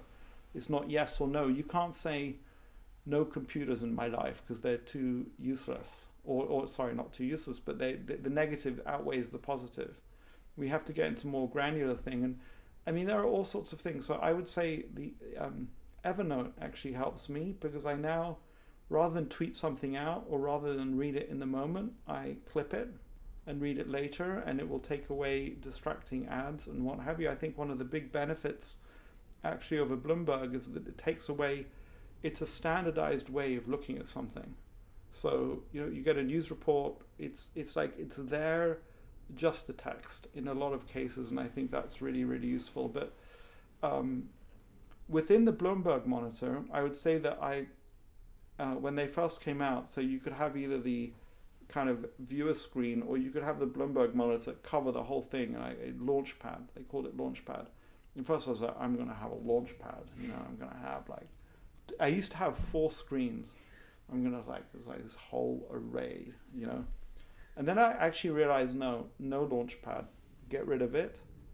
I have the browser, and I will go on individual things and look, because actually bringing all that information up at once is too much and too many opportunities for distraction. So it's not yes or no to the Bloomberg monitor. It's not yes or no to the internet. It's diving into the weeds and saying what yes, what no. So in a certain sense, if we go back to the drunks and bars, it's not go into the bar or not. You have to be in the bar, but now where's the vodka bottle? Where's the water bottle? You know, the super alcoholic stuff has to be completely behind lock and key.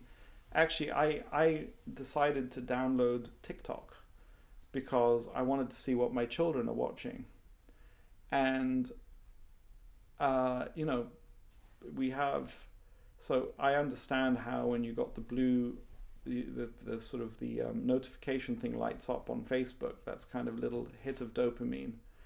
But something about the way the TikTok platform is set up is like the hits of dopamine are like way stronger. So actually what I decided with TikTok is that I don't have it.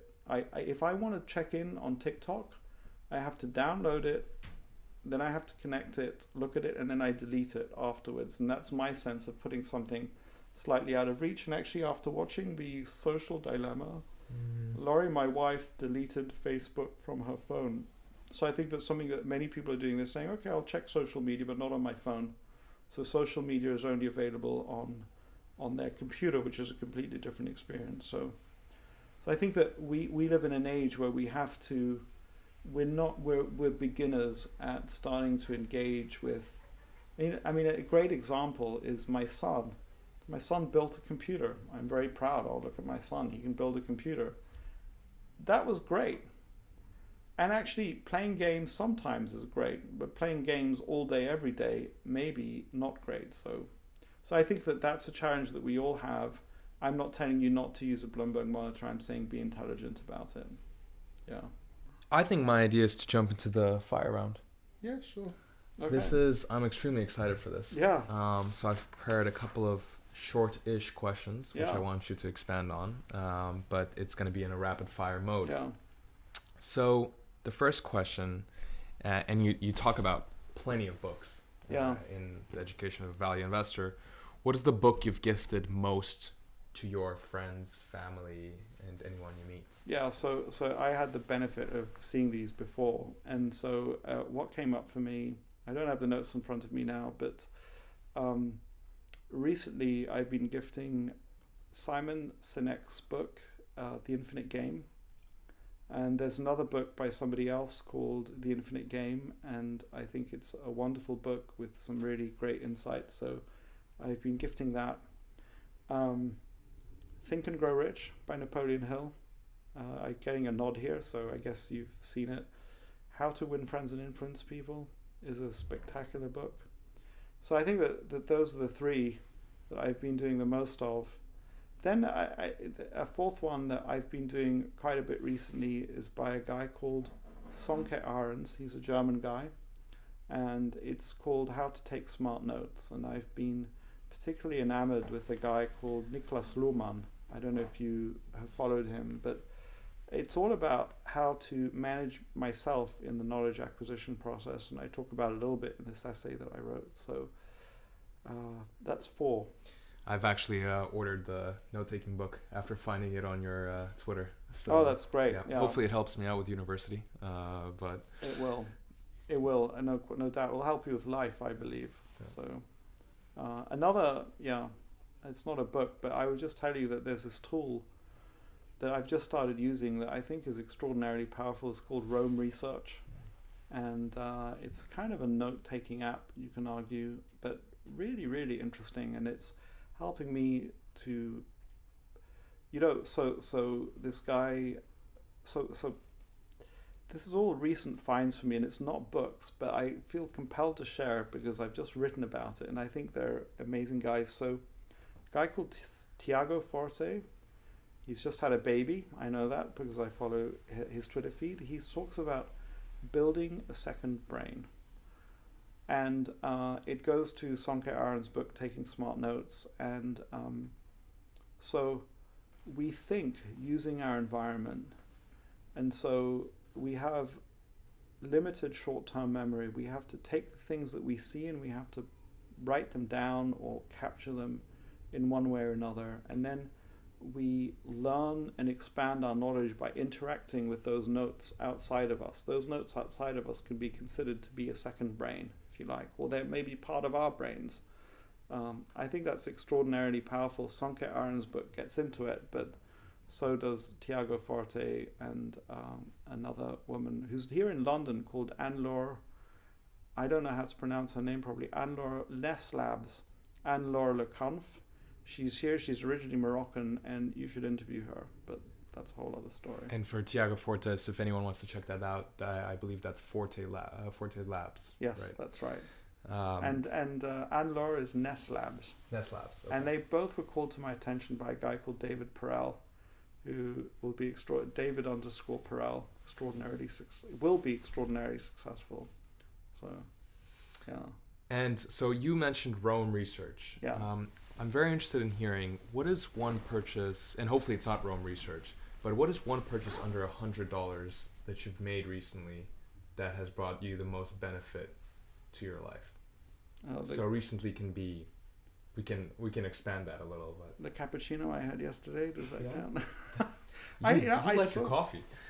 I saw that question, but now I'm blanking on what it would be. I actually what I want to go with on that is the Moleskine notebook, actually, because I've learned how to use. So I now have a system for using the Moleskine notebook, and I'm really excited about it. And I guess because it's helping me a lot.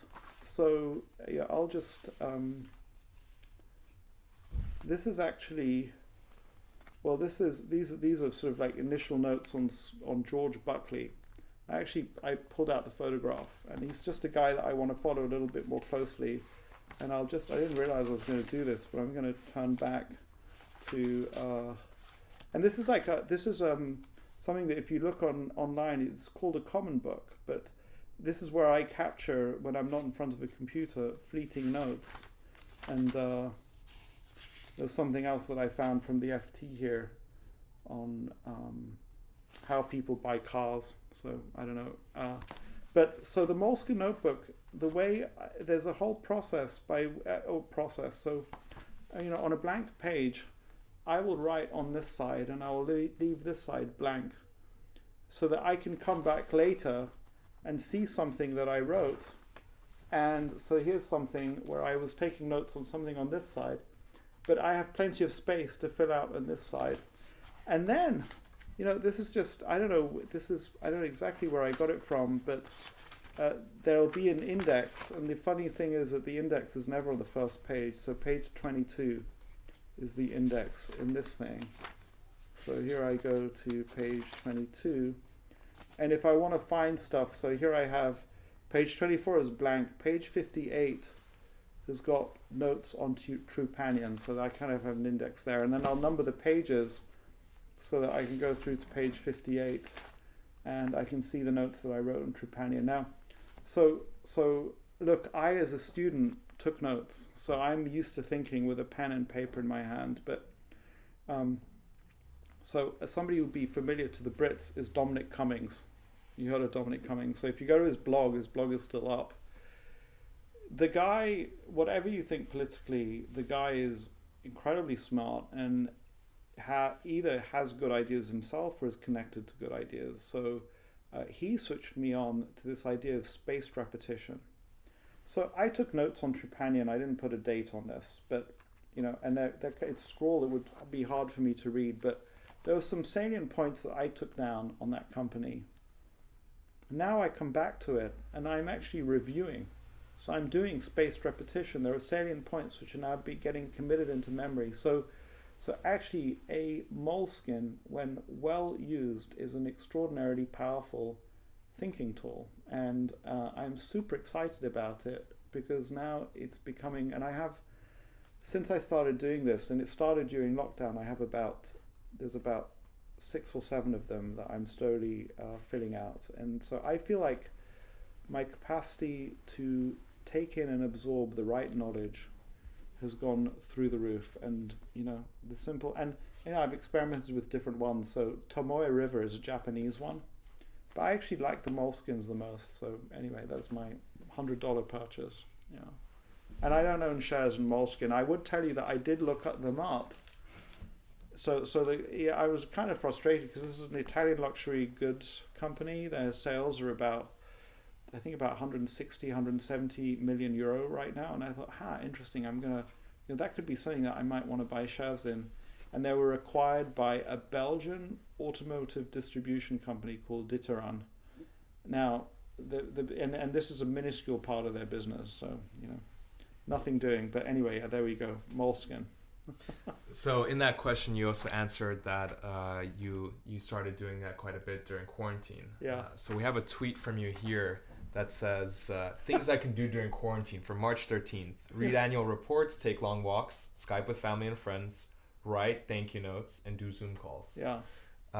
Is there anything that surprised you during quarantine and any new habits that you started? I started the podcast. That was useful and fun. And something I'd wanted to do for a long time, and the quarantine gave me the opportunity to do it, so that was great. I think that all of this approach to learning has been great, but I think that's all been wonderful. I think that podcast and really managing myself far better than I've ever managed myself in the past has been really wonderful, and I've had some really good due diligence conversations with people, so that's been great. The negative has been to realize, and I think that they say that this may be hitting 1 in 5 members of the population. I thought we're more than blessed with the extraordinary spacious homes that we could live in. I thought that we'd have no problem as a family in lockdown. I didn't realize the degree to which young people, including our children, need contact with their peers. And we went through a 6-month period where our children did not have contact with their peers, and that's created strains in our family. And we are amongst the most lucky. And so I say, if it's created strains in our family, what kind of strains has it created in other families? I think that the lockdowns are the most vicious and unfair imposition on young people. And my best sense is that you guys aren't as hard hit as teenagers, but it is extraordinarily and enormously unfair for the people who are vulnerable to impose on behavior on people who are not vulnerable. And I think that, I'm not a scientist, but I think the political system has gotten it wrong. And do we want to reduce deaths? Absolutely. Do we want to reduce the spread of the virus to the vulnerable? Absolutely. But that should not come at the expense of the lives of young people who've got their whole lives ahead of them. People who are vulnerable can self-isolate. They can take all kinds of evasive action to make sure that the virus doesn't get to them. If you're grandparents of young children, does that mean that you don't see them? Well, that's possible, but that doesn't mean that every young person shouldn't go to school. So there have been some positives, but believe me, I would prefer not to see the disruption that is happening in people's lives. And Matt Ridley said something which I wish was getting more coverage, which is, if the medical community were to evaluate the lockdowns as if it were medicine, it would be dismissed very quickly for the very dangerous and significantly negative side effects. If it was held, if the lockdowns were held to the same standard that any medication is held to, they would be ruled out of hand. So in any case, I don't know. It's got nothing to do with investing. May have nothing to do with the interview, but I believe that we're going through a kind of a madness.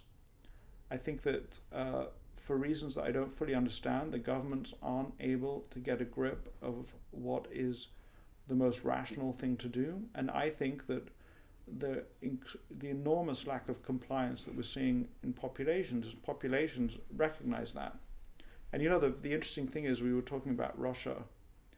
And 2 or 3 years ago, I made myself read War and Peace, which is just an amazing book. And Leo Tolstoy talks in War and Peace about, the days when the Napoleon had won the Battle of Borodino and is marching on Moscow. And this is possibly the worst crisis as a country that Russia ever had. I mean, Russia, the state had been formed and now they're being invaded, and not just being invaded, the invader is winning and is marching on Moscow. And the end message that I took away from that book is that, generals here and there, politicians and the ruling class here and there are saying all sorts of things. At the end of the day, it was the reaction of the common man in day-to-day decisions that won the war for the Russians and against the French and got the French out of Russia. I think that that's what's going to happen here in the coronavirus is you got Dr. Fauci in the United States, and you got the scientific community here, and you've got the politicians, and you've got lockdowns. And the end of the way, I don't think that's going to make much difference. The population are going to do what they're going to do, and that's the most important thing. And I'm just really sorry for the impact that it's had on my family, and the impact it's having on other young people. But I don't know what to do about it. I mean, I think that part of it is that younger people are less politically plugged in. And in a certain way, maybe something none of us are UK citizens, and we're here in the UK right now. But young people have to say, wow, our interests are not being represented. We better get better organized and make sure that they hear our point of view. Nobody's actually hearing young people's point of view on this. And it's in terms of the ethics, somebody who's 80 years old, if it's not just, it's how many years do you have left to live and the content of those years. And it is unfair to impose costs on young people when they have their whole lives ahead of them, and this is going to make huge differences to the outcomes in their lives. You actually should weight it in favor of the younger people, So, yeah. Guy, moving on from quarantine, I have a photo of you here in Monash. Yeah. This is from 2019. Can you explain about your love for TED and your involvement with the organization? Yeah, it's I think that TED is suffering because you can't do online what you do offline, and I think that, look, I don't think that going to TED has helped my investing at all. But life shouldn't just be about investing. I think it's given me a richer life, and you better damn well enjoy the journey, because it's one journey. So to end up, there's the joke, some rich guy died. Do you know how much of his fortune he left behind? And the guy says, I don't know how much. And the answer is all of it. So I don't think that it's helped. I don't think it's hindered. And who knows, it might have helped. But I've had the opportunity to walk across the street with Bill Gates. It was right next to me. It was kind of cool.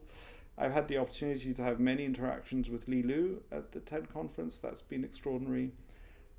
I was titillated by the opportunity to stand in the same room as Sergey Brin 1 year. And so that's all kind of, Reid Hoffman was there 1 year. So that's all pretty freaking cool. At the same time, did that bring me, I think, and the talks are, there's something really special about being in the room with those talks. And I was, before we went, I don't know what my life would have been like and who I would have been had I not been attending the TED conference. So I think that I've become a more interesting person. My family's become a more interesting place. I think that, but here's the takeaway for you guys and anyone who wants to listen in, is it was an investment, and maybe you're getting to that, in social capital. So I had this conversation with a member of my family yesterday.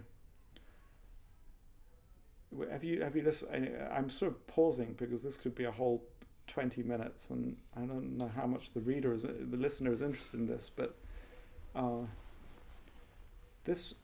lucky I am that I heard this talk by, I don't remember his first name, Collier is his last name, first reunion at business school. He says, you guys are all going to do fine financially, but as the reunions go on, more and more of you are not going to show up to reunions, and by and large, when you don't show up to reunions, the reason why you're not going to show up, there'll be some who just live the other side of the world who didn't have time, but one of the most significant reasons is that you'll be going through issues in your family. You'll have a divorce probably, And many of you will be getting divorced in situations where you didn't have to get divorced. It's because you just didn't invest the time and the energy to have the best possible marriage and the best possible family that you have. He said, you guys have all been trained over the last 2 years at business school and probably before to know a lot about your financial balance sheet, but trust me, it's going to be fine. But you're going to completely ignore all these other things. And I have one message to give you, which is take care of that side of your balance sheet. And so, you know, what is that social, psychological health, whatever it is that we can kind of consider that, you know, look at the balance sheet of a company and, you know, the accounting looks at accounts receivable and inventory and cash and long-term investments, and add it, you know, in a personal accounting, add it into your kind of personal balance sheet. What is my psychological capital? What does that look like? And what does that mean? You know, what have I done with myself that makes my life worthwhile? And so if I go and visit the Antarctic, it's an expensive trip, but nobody can take that memory away from me. It's there, or with my family for the rest of our lives. That's an investment in the social or psychological capital, some kind of capital of our family. And if I go and run a marathon, if I do a triathlon, that's adds to me. And so I think that where TED fits in is in that framework. And so it was an investment in my future self, or a better life. Better life, not in terms of having a Ferrari parked outside, but better memories. And the people who seem to live the most successful lives, there's this, I think it's Bernie Siegel, who's an oncologist. And, you know, how do you deal with people who have terminal cancer who can't necessarily get rid of it? And then there are these amazing stories where somebody's diagnosed with terminal cancer and is cured from it. Or and Bernie Siegel's belief is that either way, who knows whether it helps, but use the diagnosis to give yourself permission to do whatever you wanted to do. And, you know, in a certain sense, what we all want to do is make the world more beautiful. That's the most meaningful life. And so whatever way you can, find ways to make the world more beautiful today, because then you'll be on a great journey and you'll be investing in your sort of social and psychological capital, if you like. I'm diving into something and I'm getting nods, so I'm going to keep going with it. But the question that I ask, which is I just think is a fun question. Imagine for a second that my net worth is 100 times Chelsea Clinton's net worth. Let's imagine for a second that she and I are the same age, and let's imagine for a second that she and I are both American citizens, all of which is not true, but let's just imagine for this it is. But more or less it's Mr. Guy Spier and Chelsea Clinton, and the question is, who's more likely to become President of the United States or hold high political office of any kind? And even given that the political capital of the Clinton family is not what it was, I don't think we'd have a hard time saying that it was Chelsea. Why? It's really interesting. Assume for a second that we have the same intelligence and the same social skills. Her, in our case, you would call it political capital, is way higher. She's met more heads of state. She's met more people who can help her, leaders of the Democratic Party, you name it. And what is really important about that is that capital is not taxable. So you don't get taxed for that. And we could run the same thought experiment. So I think that to invest in yourself in that way that you have first of all, psychologically, you have memories. When you go through a difficult patch, you can say, well, I've been living a good life. But then to invest in yourself in terms of who knows, who in the society you live in knows who you are and appreciates that you exist and would want to help you or would want to do business with you. And, you know, why would you, in a soccer game, for example, play by the rules and allow yourself to lose when if you kind of break the rules a little bit, you could win? And again, forgive me for saying it, Jordan Peterson has the answer. because you're not just playing that one soccer game, you're playing a series of games, and you want to be invited to the next game.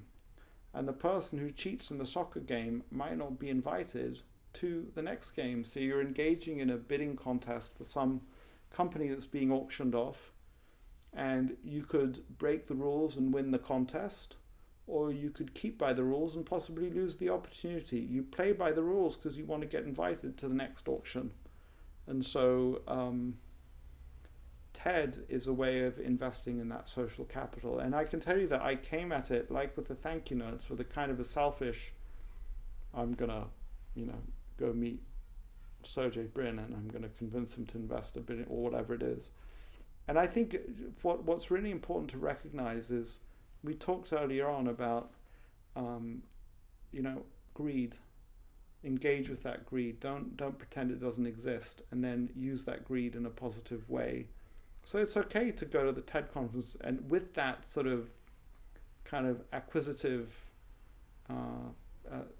sort of the desire to win.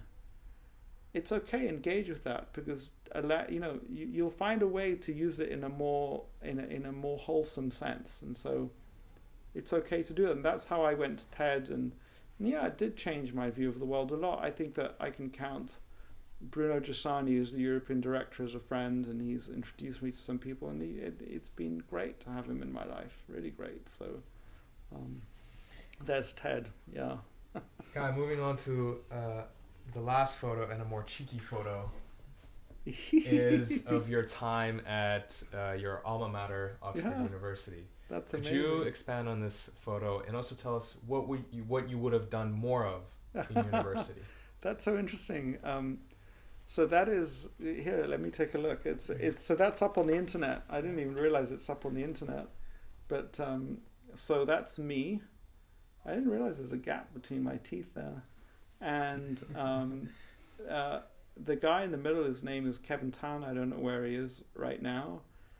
But and the guy on the right is called Nikolai Ahrens. Actually, Nikolai is on Twitter now, so you can tweet him and say hi to him. He actually, like me now, moves between London and Zurich, so he's back and forth between London and Zurich. And I think that in this case, one of us had just done our final exams, and we were celebrating. You get these photographs where somebody's dressed in the exam, taking clothes, and they get covered with sort of like cream and stuff. And so I think that that's what was taking place. But I'll tell you something that's interesting. And given my enormous misjudgments, for example, with D.H. Blair and other things, but there was one thing that I'd figured out, which is an interesting thing. I'd figured out, not then, I was too young then, but before I went to business school, I remember telling a friend, somebody who was probably part of this group of friends, and I said, if I can just get $100 million to trust me, then life will be okay. I said, if I can get $100 million to trust me, they're not going to, when somebody trusts you with that much money, they're not going to stop you from sending your children to the schools they want to attend. They're not going to stop you from taking a vacation from time to time. They're not going to stop you from flying business class. So that's kind of the goal. And I actually, that was a smart goal. That was a good goal to have, actually. So that's what's going on there. It's amazing. You have a cycling photograph there. You don't want to take the cycling? I do. Now, I mean, referring to quarantine, how much cycling did you do during quarantine, and when do you do cycling, and how much do you enjoy it? Because I find it awfully painful, to be honest. So do you like eating hot food?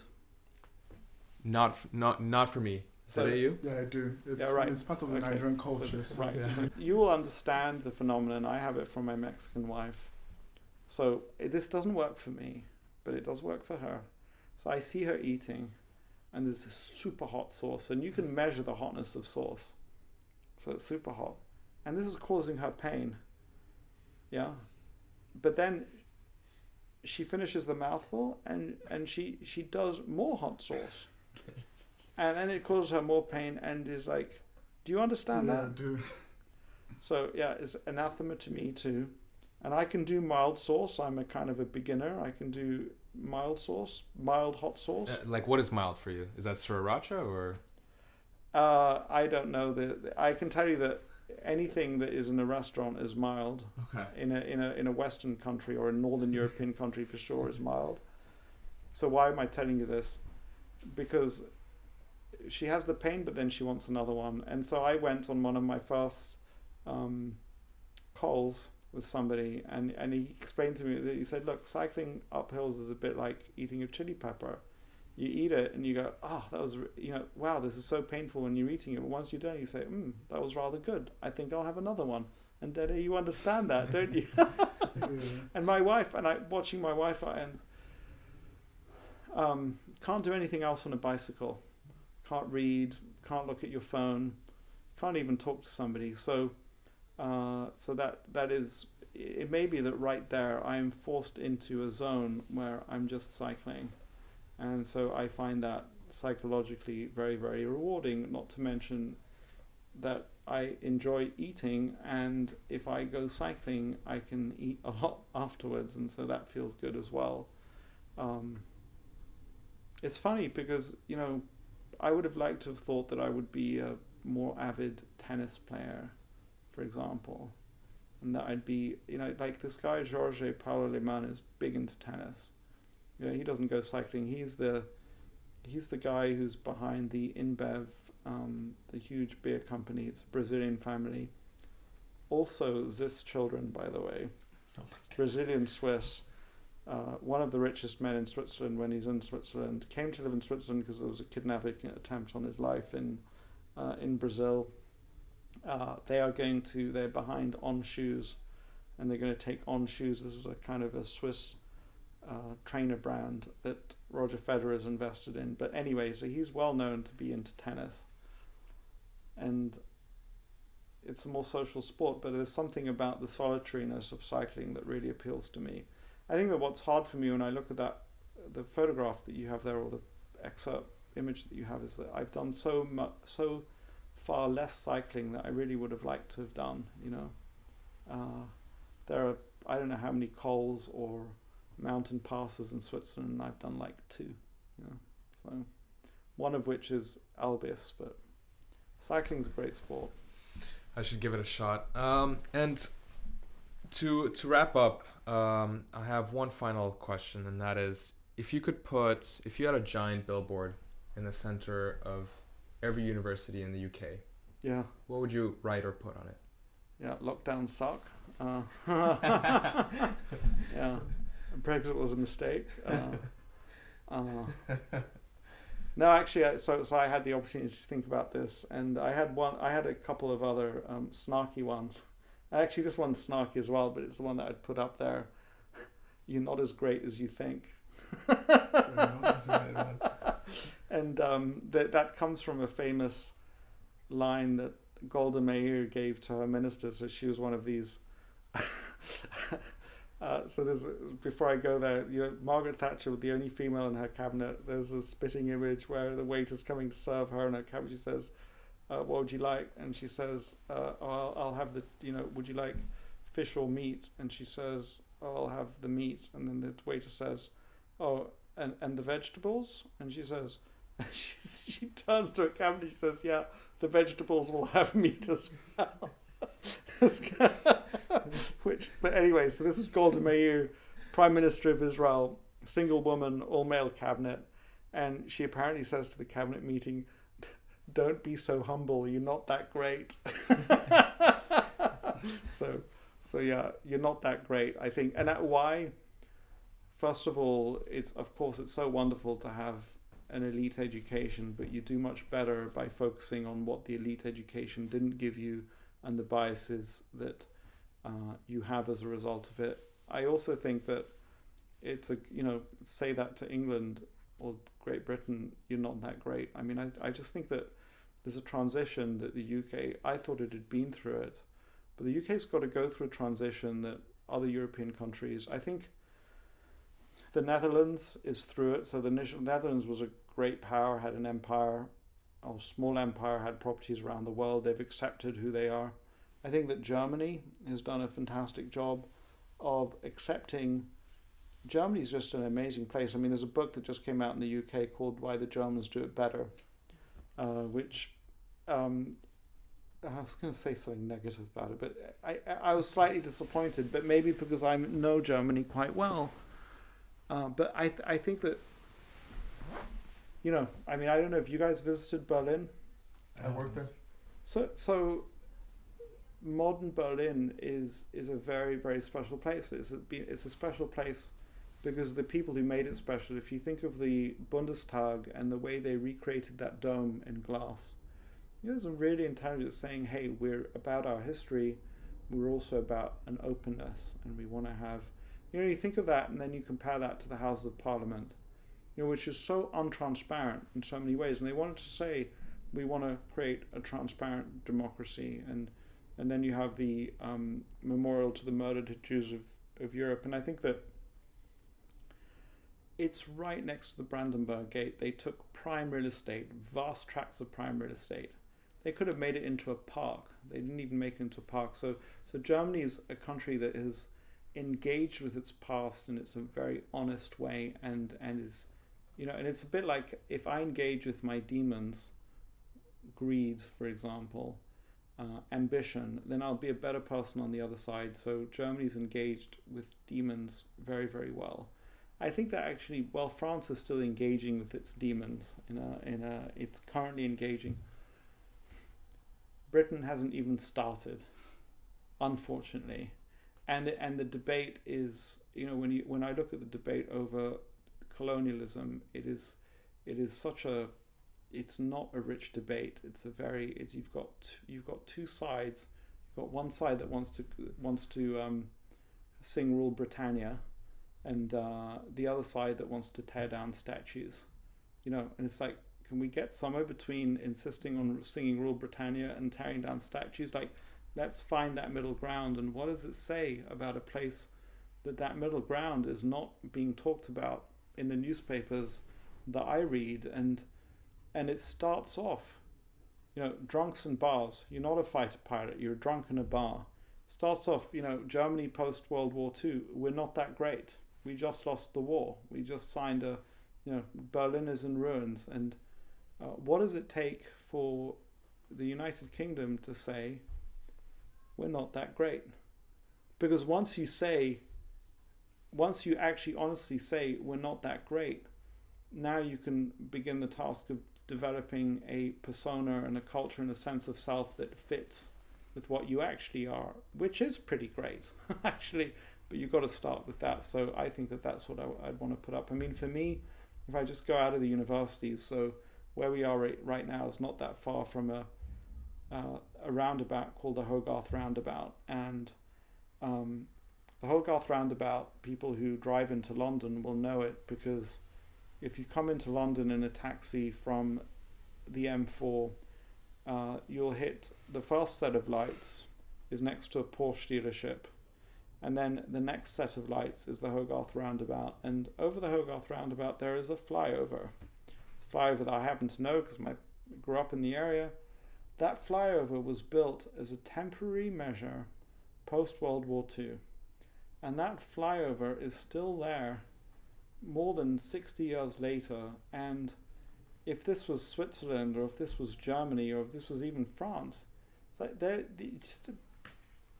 you're not that great. If that's what you have as your infrastructure, you're not that great. And if you're about transparency and democracy, but you have a building that does not represent transparency at all, and there are many other ways in which you're not transparent, what are you actually doing?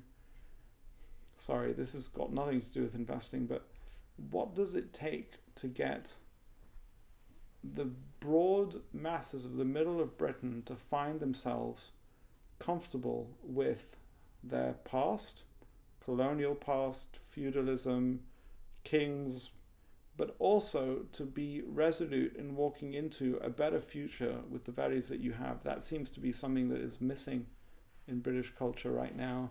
It's missing in the way people talk about the country.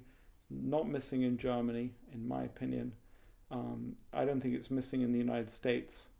And I think France is trying to do it, but they're not even trying.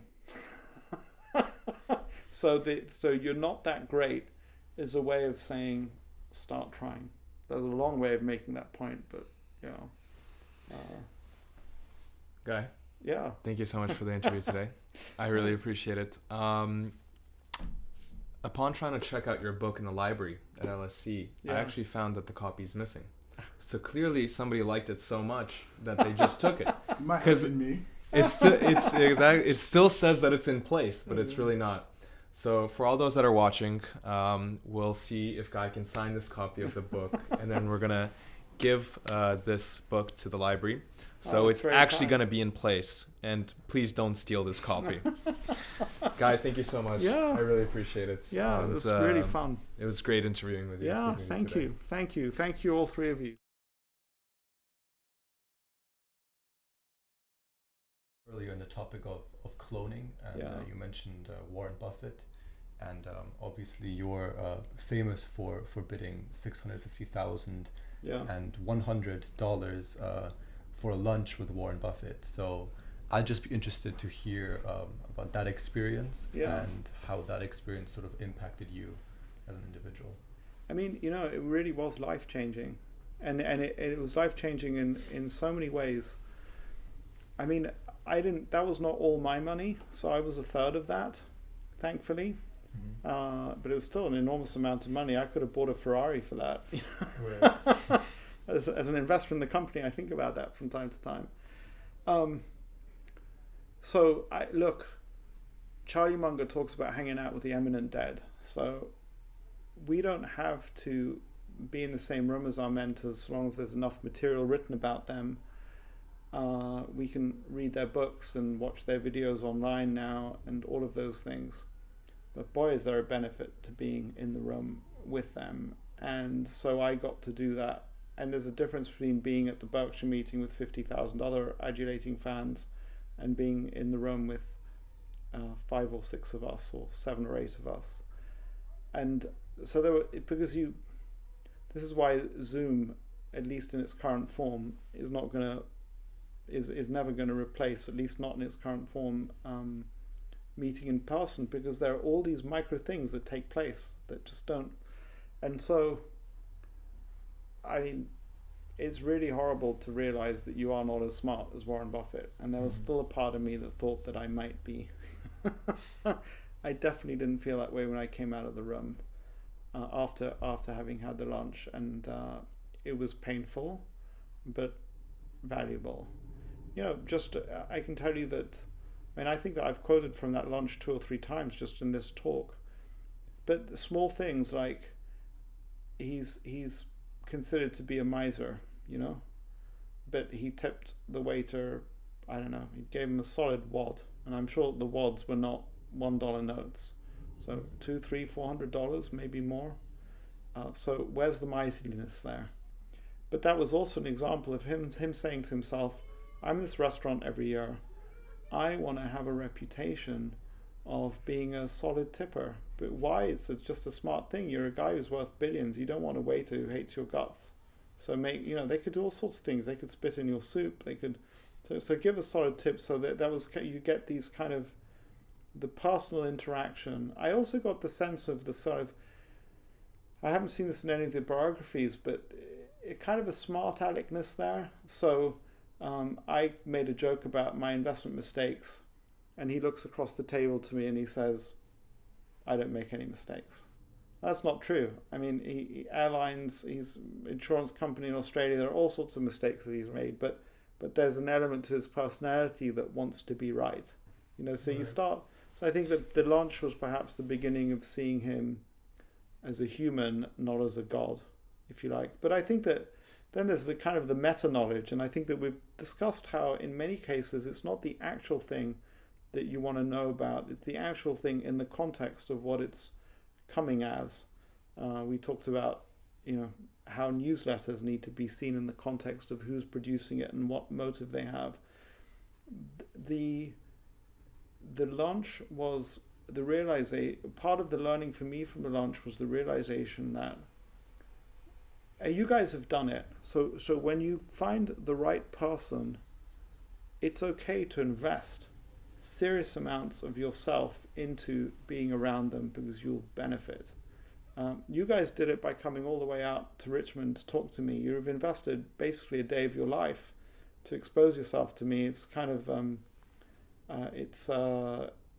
it's extraordinary. I feel extraordinary that you would do that. I feel imposter syndrome, but by doing that, you're actually doing the same thing. You're saying not everybody was created equal in the world. Not everybody is worth equal amounts of time. And when I find somebody that I can learn from, it's worth investing in the day, the train ride, the camera equipment, the preparation work, and to really expose myself. And so as a result of that lunch, there's been more than once when I specifically routed myself through Irvine just to spend time with Monish Pabrai, because I knew that that was a positive thing. Get the right people in your life. Or a great podcast, John Lee Dumas. Have you listened to him? No. Oh my God. John Lee Dumas, Entrepreneur on Fire. And what he says is you are the average of the 5 people you spend most time with. So get around the right people, and that may mean investing time. So Lilu invites me to his 50th birthday party, and I flew out to Los Angeles from Zurich in order to spend time at that birthday party, because I knew there would be some extraordinary people there. So I was there just to be at that, and that was kind of the insight that I got. In a certain way, the TED conference is like that. And so that meta-knowledge of invest in yourself and in extraordinary experiences around extraordinary people will make an enormous difference. Yeah. And you mentioned earlier the idea of social capital and how important that is. And I think that's just another really great example of how, in your case with Warren Buffett, how you can directly invest into an experience that will aid your own social capital. So yeah, and I was reading an interview with Lionel Barber, who's the former editor of the Financial Times, and he was talking about some of the more interesting conversations that he'd had, and one was with Prince Andrew. That was interesting, not because the subject was interesting, but because it's in the FT, you can read it. But he talks about Putin and meeting with Putin and the conversation. He talks about meeting with Merkel. So think about this. If I had the opportunity to go and hang out in any way, shape or form with Lionel Barber, I'm hanging out with a guy whose life and thoughts are informed by meetings with Vladimir Putin and with Angela Merkel. He's an extraordinary guy, so we can do the same thing. Lucky enough, you guys come and talk to me. Part of perhaps the attraction is that I had lunch with Warren Buffett, so my social capital went up. Sure. And there are all sorts of ways that we can do that. So here's what I'd be willing. From time to time, I'm willing to do it. So, okay. So you have which of these people? So I spent effectively for a 3-hour lunch, I spent a third of the sum that you mentioned. How about spending the same amount or an hour at lunch with Henry Kissinger? Would you do that? Or how about David Cameron? Would you do that?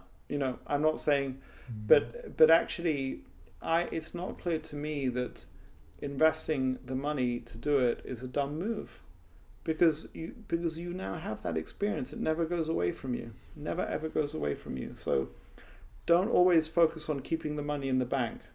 Sometimes spending the money there's another. So this might be one of the best takeaways of this whole thing. So, so you'll get somebody who says, "All right, that's ridiculous. I wouldn't spend money on that." So somebody would laugh at me and say, "Oh, you spend money on lunch with Warren Buffett. I got to see him for free for XYZ reason," and they'll kind of imply, "Well, you spent money where you didn't have to spend money." I've done this in due diligence, so I will pay an expert to have a conversation with me and tell me about an industry. And I think in the past I would say, well, why the hell should I pay the expert? They're just going to sit and talk to me. And I'd get frustrated because I know that if Warren Buffett was to call them up to have the same conversation, they're going to talk to Warren Buffett for free. And so here's a model that I think it's probably an accurate description of how life and the world works, is that early on, you have to pay a high price for those things. And then if you're half successful later on, you will not have to pay at all, perhaps. So somebody early in their career spending real money or making a huge investment is not a dumb move. And the guy who sort of says, oh, well, I'm not going to go and do that, and when I'm successful enough, those people are going to flock to me. No, you will get successful through doing those things. It was okay to spend the money on the lunch with Buffett at the time, and that may make it more likely that sometime in the future I won't have to spend any money to spend time around equally extraordinary people. And so that's in itself a big lesson, actually. And I think that another way to look at that is there are investments in social capital that one can make that are likely to appreciate, and investments in social capital that are likely to depreciate, and or that look like investments that aren't. So, everybody talks about if you decide that you're ever interested in wine. Excuse me. Oh dear, I coughed. Does that mean I have COVID? Oh, it was just one cough. But so you're looking at a beautiful car or a beautiful rug or and the salesman say, oh, it's a fantastic investment. They're trying to convince you that an asset that is without doubt a depreciating asset, a bottle of wine, is an appreciating asset. Bad idea, very, very bad idea. Don't think of it as an investment. So think of social capital. I think the launch of Buffett is a big gift that keeps giving in all sorts of ways. I get invited to the Buffett brunch at the Berkshire meeting. There are some extraordinary people there. I can tell stories. Give one example, the comptroller of US currency was there one year, and Laurie sat next to her, and then she invited us. We managed to visit the Treasury, the original Treasury building in Washington, which is right next to the White House. And we got a tour of the note printing facility. It was one of 2 US dollar note printing facilities. And it's pretty amazing to see where they print money. And we were right there, and the printing, right next to the printing presses. It was pretty freaking awesome. But so that is a gift that is appreciating. It continues to give today. It's an increase in social capital. Blowing a bunch of money on a birthday party with your friends. And there are some pretty rich and wise people who do that, where you just have a dissolute time. That does not appear to me to be much. Maybe there is, but so even within the world of spending money or resources to be around somebody, there's things that have the likelihood of appreciating, things that don't have the likelihood of appreciating. Investing in a college education, hanging around the people that you hang around with, is most certainly an appreciating social asset. Wasting your life going after a British honour, commander of the British Empire, OBECB, probably not a good investment of your time and energy, but it's great to even just make the distinction. So, yeah.